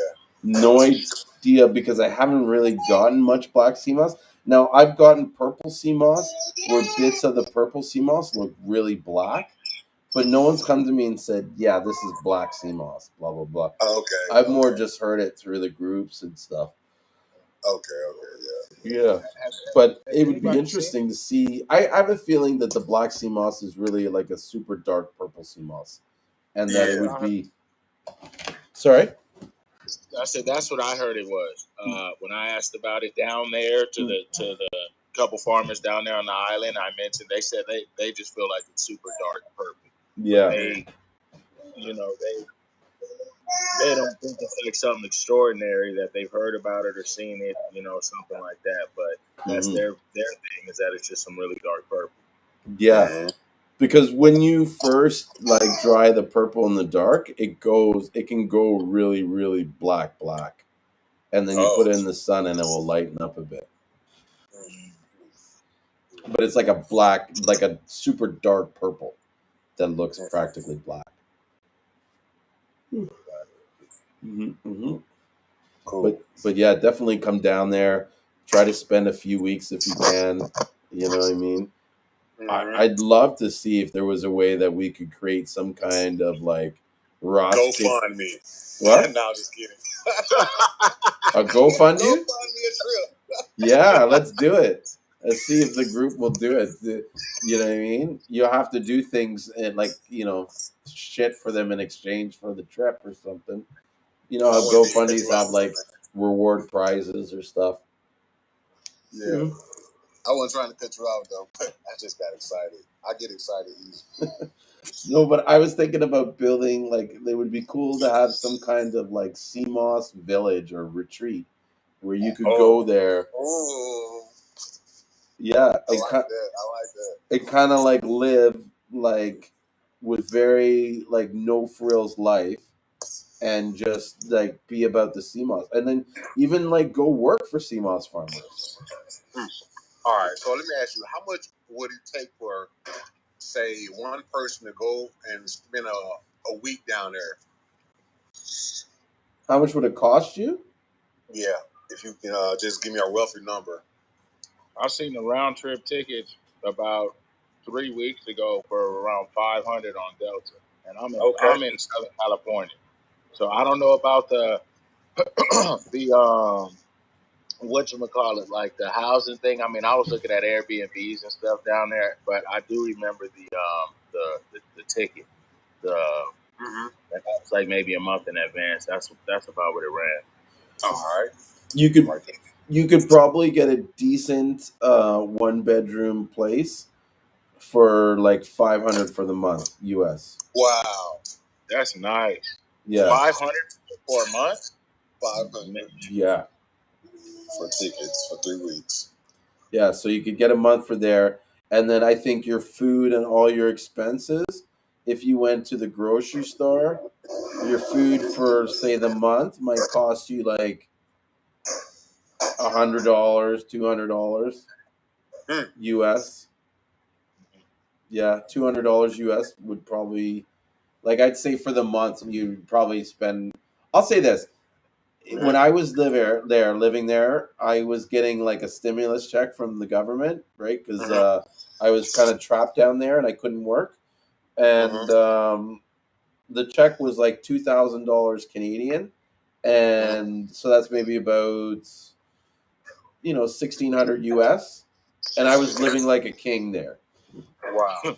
Yeah, with like we were paying for a rental car, eating out every day, drinking. You know what I mean? Like I didn't have to pay for any accommodation, but like the cost of living is very cheap. Wow. Yeah. Yeah, they're making like $350 an hour down there, Julian, or what? Yeah, something like that. 350. I think the monthly income, the average monthly income is about 2,000 to 3,000 EC, and if you were to convert that into US, let's say US XCD. Okay. So let's say like $2,000 EC. That's $740 US. So I'd say like not including your airfare, you'd probably need maybe about $1,000 US for every month that you're down there. Do you got to walk around with EC, or can you walk around spending with U.S. currency? You can spend US currency, but you'll get ripped. Yeah. They'll mess you up on the conversion all the time. Okay. Every place you go to when you're buying, they'll mess you up on a conversion. For the most part, because most of them will. I think the conversion is pegged at 37. It's at 2.67, but then you'll get an average of 2.5 on the rate. So it's not much, but like 2.67. Okay, so that's per American dollar. 2.67 XCD or EC, yeah. whatever. So Okay. one US dollar. I'm on this currency site right now. I'll tell you, it is $1. Yeah, $1 is $2.70 Eastern Caribbean dollar. Hmm. And so if you went to a store, they give you $2.50. Nice. But you can get 2 beers down there for $5 EC, or I think it's $6 now.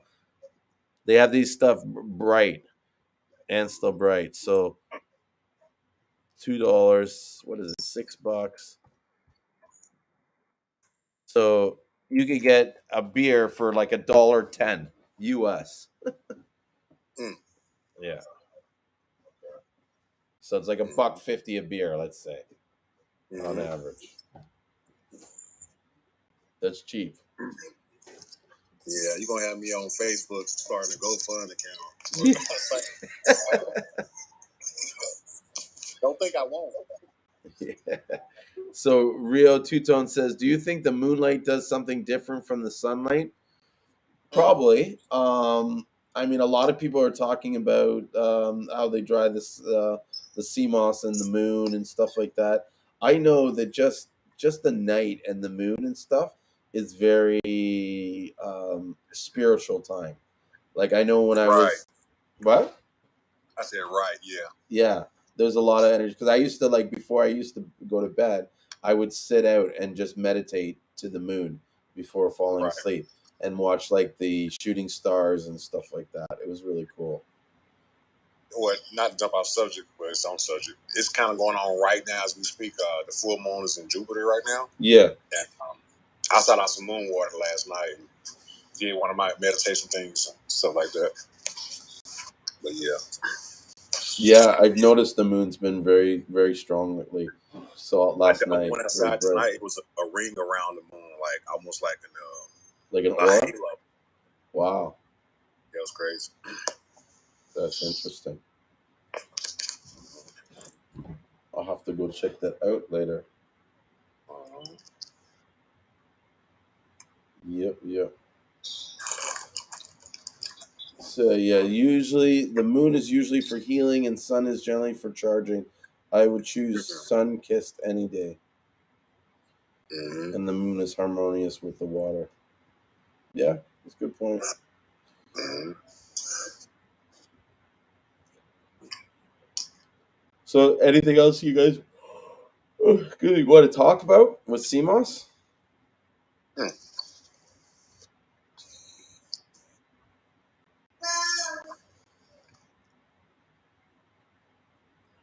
No? All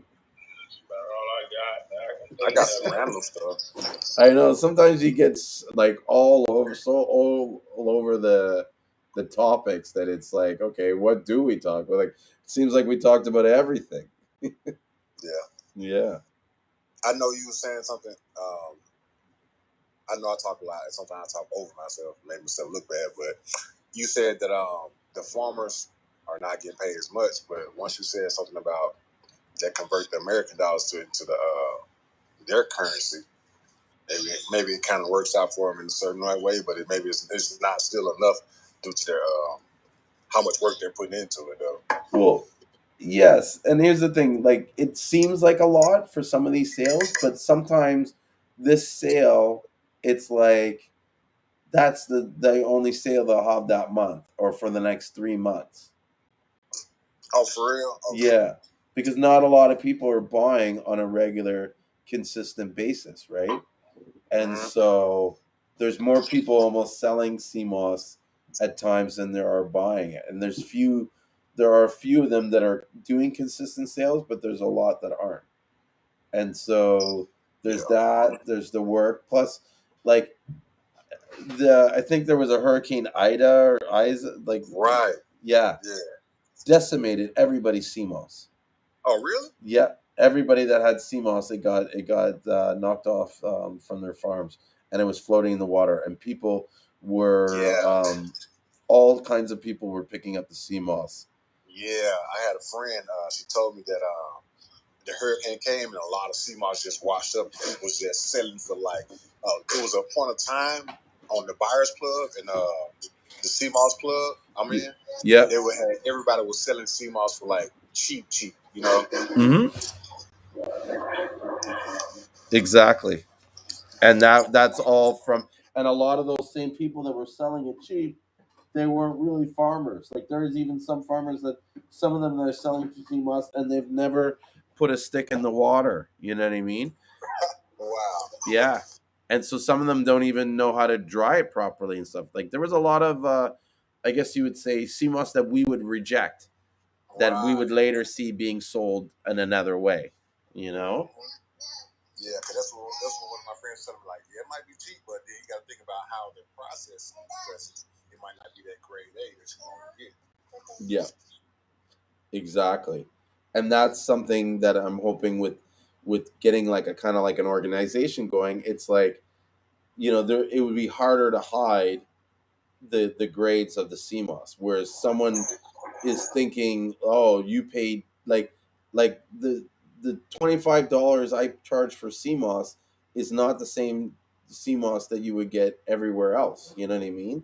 Like you may like pay $15 for that CMOS, but it's like night and day compared to the CMOS that I'm selling for 20. Do you know what I mean? And if you looked at them, you'd say, "Oh fuck it, I'll spend the $20 on this thing because this other stuff looks like shit." You know? What's the difference down there as far as like the grades? Is it stuff with the black sunspots on it, or like what is the difference between the inferior and the superior stuff down there in St. Lucie? Yeah, I try not to get too much discussion on the grades because one, I'm not a grade expert.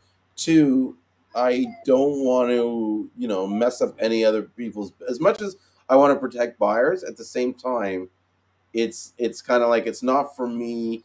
It's kind of like a conflict of interest for me to be selling CMOS and then showing you guys like how I think the CMOS should look. You know what I mean? Because you think it's just subject to your personal bias, basically, or what? It would be, but it also would. It could potentially hurt other people's businesses. Like I don't know. I've just learned, like from my experience, that you don't want to. You want to talk about your stuff. You don't want to talk shit about other people's stuff. True. You know. So I don't know.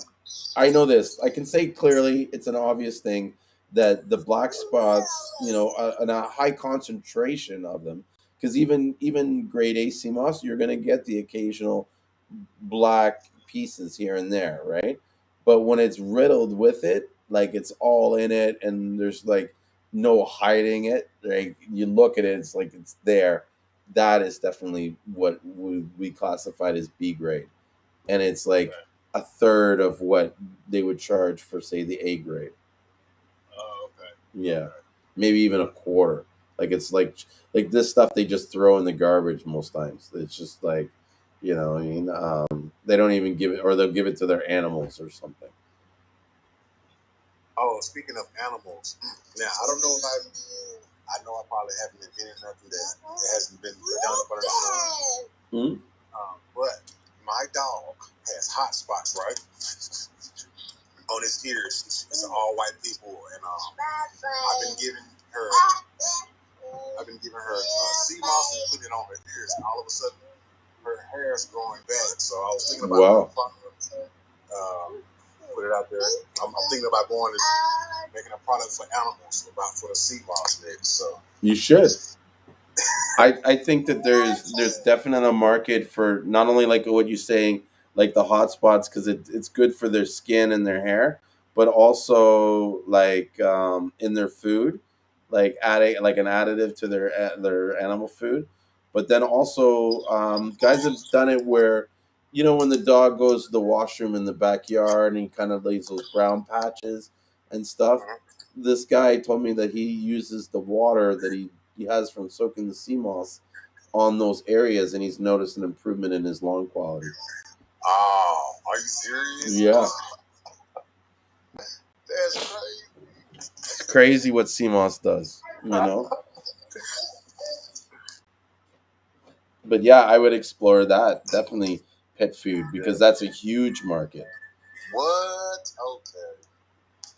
You know me. I promise you. I have one up there soon because I'm already been venturing in that field. Because what I'll do is I'll make a big batch of Seamoss, Mm-hmm. and I will have it in a Ziploc bag. And I just been putting it in my dog food and stirring it up as well and put it on there. So yeah, I've been seeing some differences. But how do I market that to a product where I can sell it to people who aren't paying buku? But I don't know. Yeah. I figure it out. Yeah, you might have to market it sort of like an additive, like, mix this in with your food, with your dog's food, 2 tablespoons or this and that, and maybe it has some kind of other oils in it or something that are good for the dog. Oh man, now see, you're on something.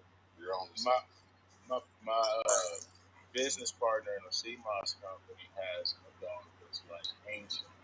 And he's been giving the dog Seamoss gel in his food, and the dog, it's like the dog is like night and day without Seamoss as far as the Are you serious? yeah, and he's been giving his dog Seamoss now. I'd say probably 5 6 months. You know. And the Man, dog is like almost blind and all that type of stuff, but the dog is incontinent without Seamoss. Wow. are you serious? Yeah, yeah. Next time he's been in here before. Next time I have him talk about that. But yeah, he's like night and day when he's off the Seamoss gel, and he just puts it in his food. Mm-hmm. Man, I'm gonna make a batch for this guy I know and see does his dog turn around like that. Yeah. Even He's like old, ancient, like you said. Yeah, yeah. imagine if you threw in some moringa and some like CBD in the mix. Oh man, I've been looking for a good wholesale price on CBD oil. Yeah. Get at me in the back channel, bro, because we actually do CBD on the website in our cosmetics for the Seamoss, but I got the lines on that. Okay. I'm trying to get isolator oil or anything like that.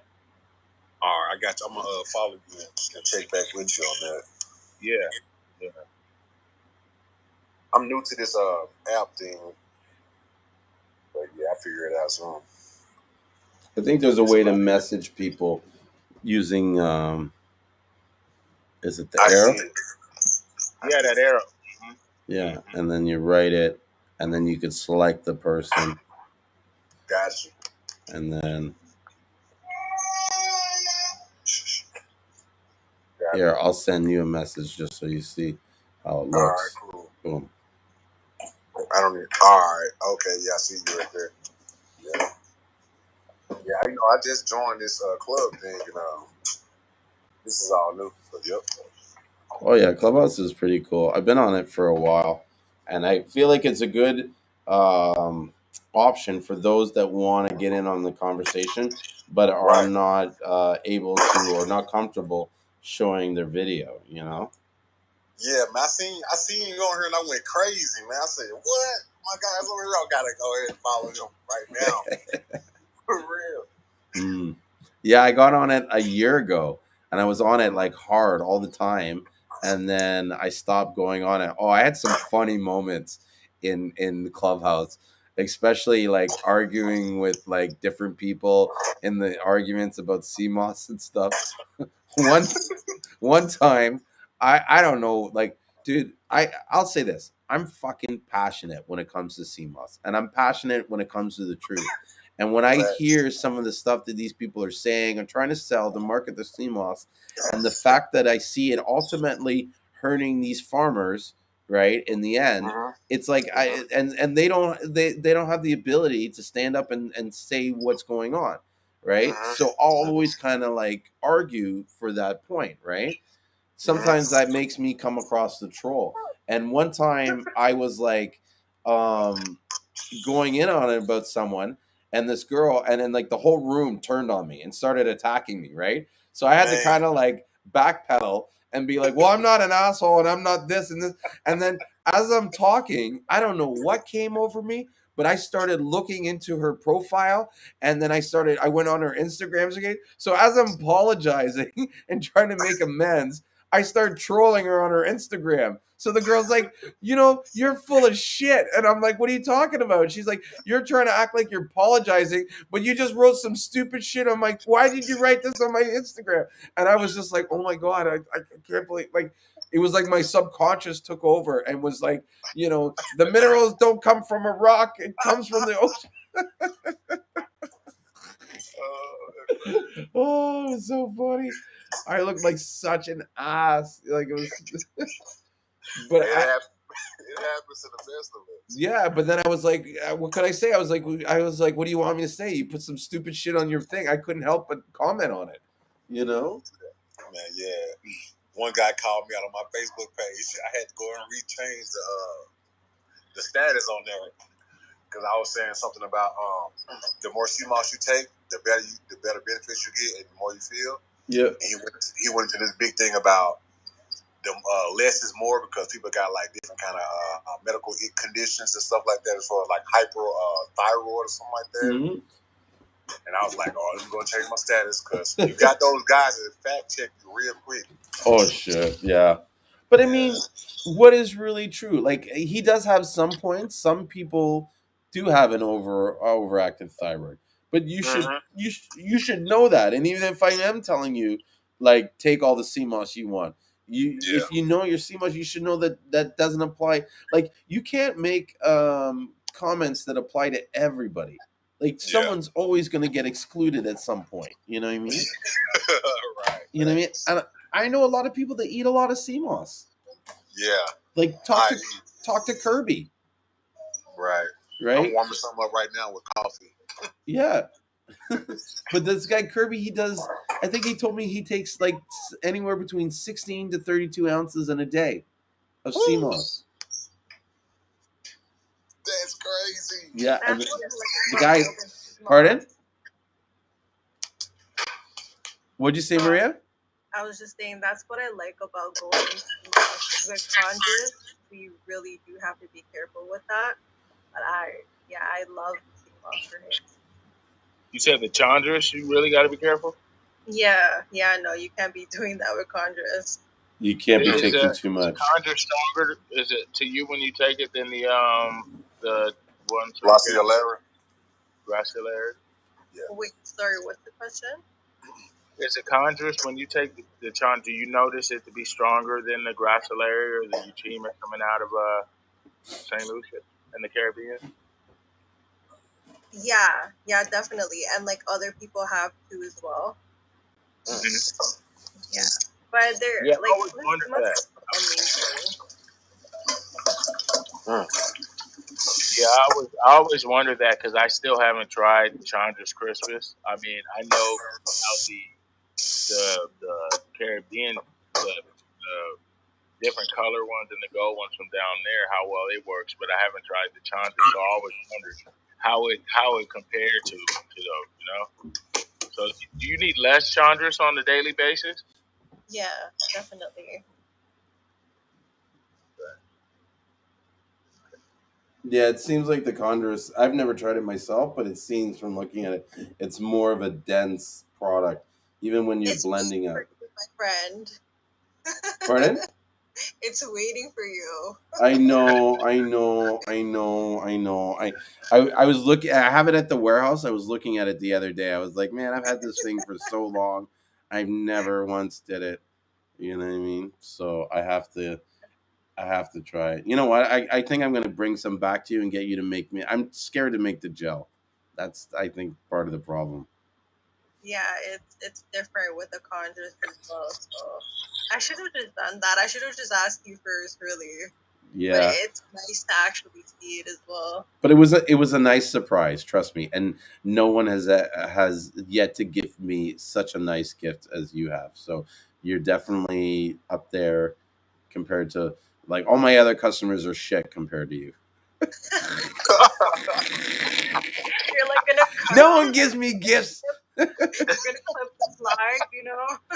But Sean, hey, you had to see it, Todd. Like it was a shock. Like I don't know if she remembers the look on my face, but I was like kind of like I didn't even know what to say because it was like she's like, oh, here's this for you, and I was like, oh, for me, like, whoa. I opened it, was just like, what is happening right now? Yeah. You look kind of mad. I was just shocked, Yeah. and I didn't know what to say, and I was kind of like, just taken back by everything. But it was nice, and she gave me the Condor's Crispus and is it pronounced San Paulo? Oh, Palo Santo. Palo Santos, the incense stick. I love burning that stuff. Yeah, so Yeah. relaxed. So We all do that in our life. yeah, I really enjoy that. Yeah, the Santo Palo. So, what were we talking about?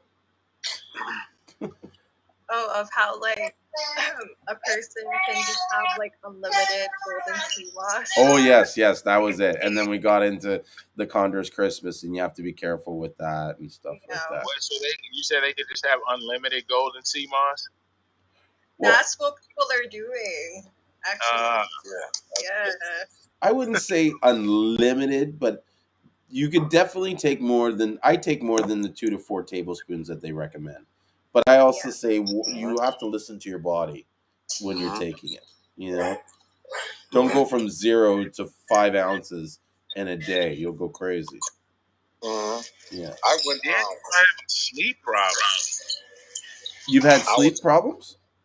No, when you take a lot of it, like it's like you don't even be sleeping right. That's what happens for me. You know what I mean? I'll be up after 4 hours and I'm wide awake. Yes, it's like so much energy. Yeah. Like it's crazy. I know one time I was doing the flavors for everyone, and I just had some extra flavors, and I wind up eating a whole jar, and I thought I was gonna get like all the games in the world, but the only thing that really happened was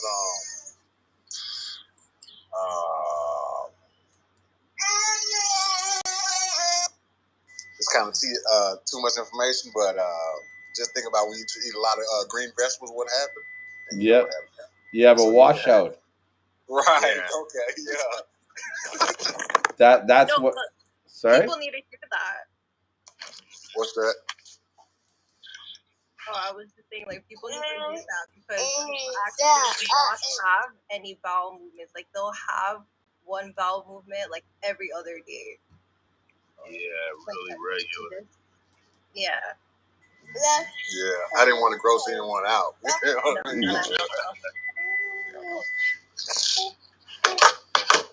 Yeah, my nephew, he took like a whole jar, and he has asthma, and then my sister, she checked his oxygen level. His oxygen level went up too. So wow.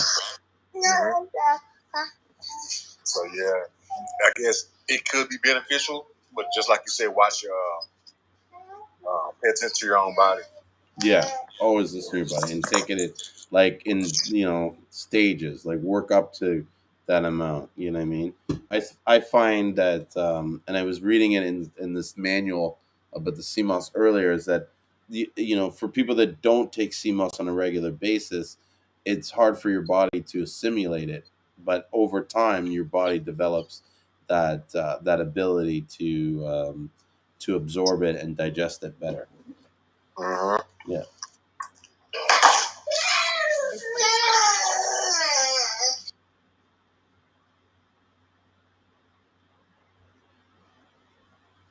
What time is it there for you, Sean? Your kid's up late, man.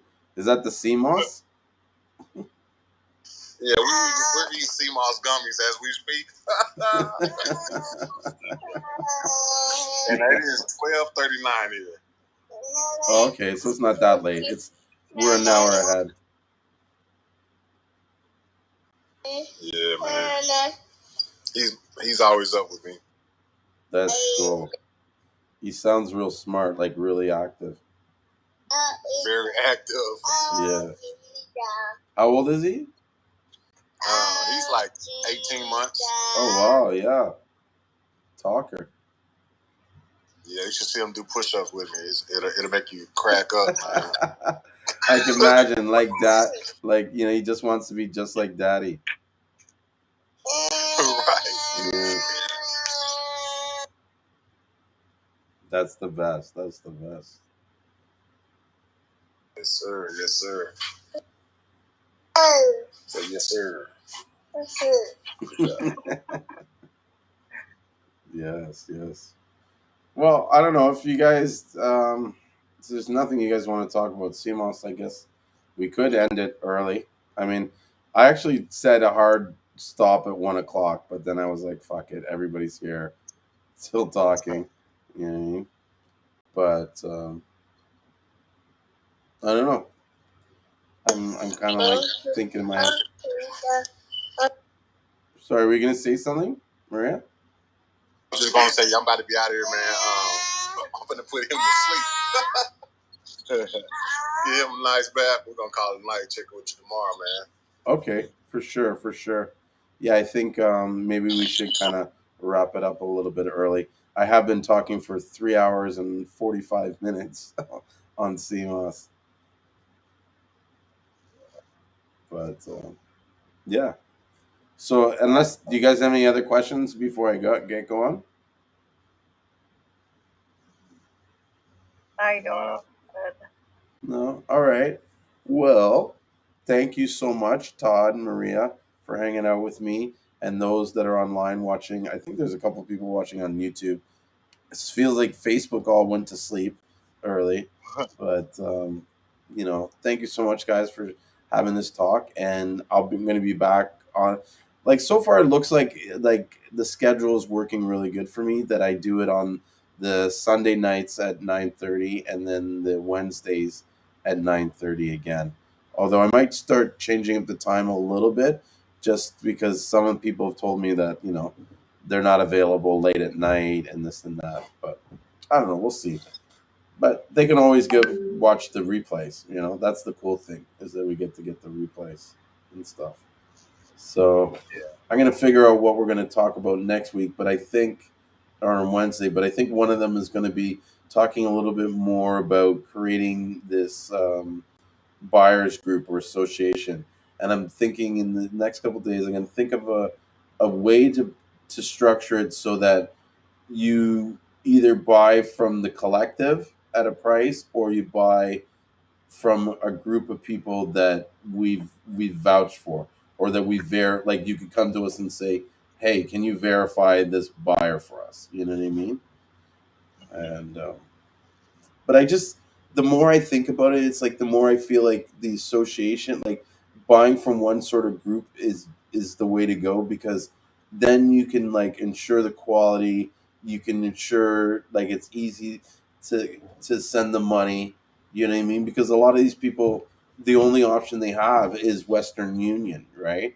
Whereas in the group, I would set it up so that you would send the money to the, I guess, who's ever running the CMOS in the group, and they would make sure that the people that had sold their CMOS to them, they get it paid an appropriate time. But we'd be able to like wire it down there, because that's what we generally do. Like we move big chunks of money, so it'd just be a matter of just adding it to the chunk that we're already moving.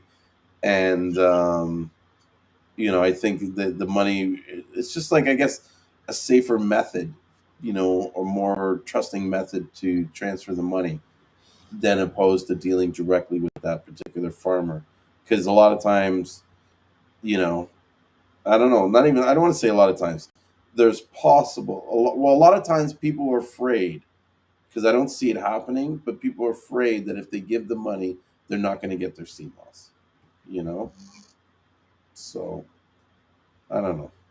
I'll think of more ways. But until then, thank you for watching. Thank you for listening. Thank you for participating. And I hope to see you guys here next Wednesday. Sounds good. Yep. You're doing a show on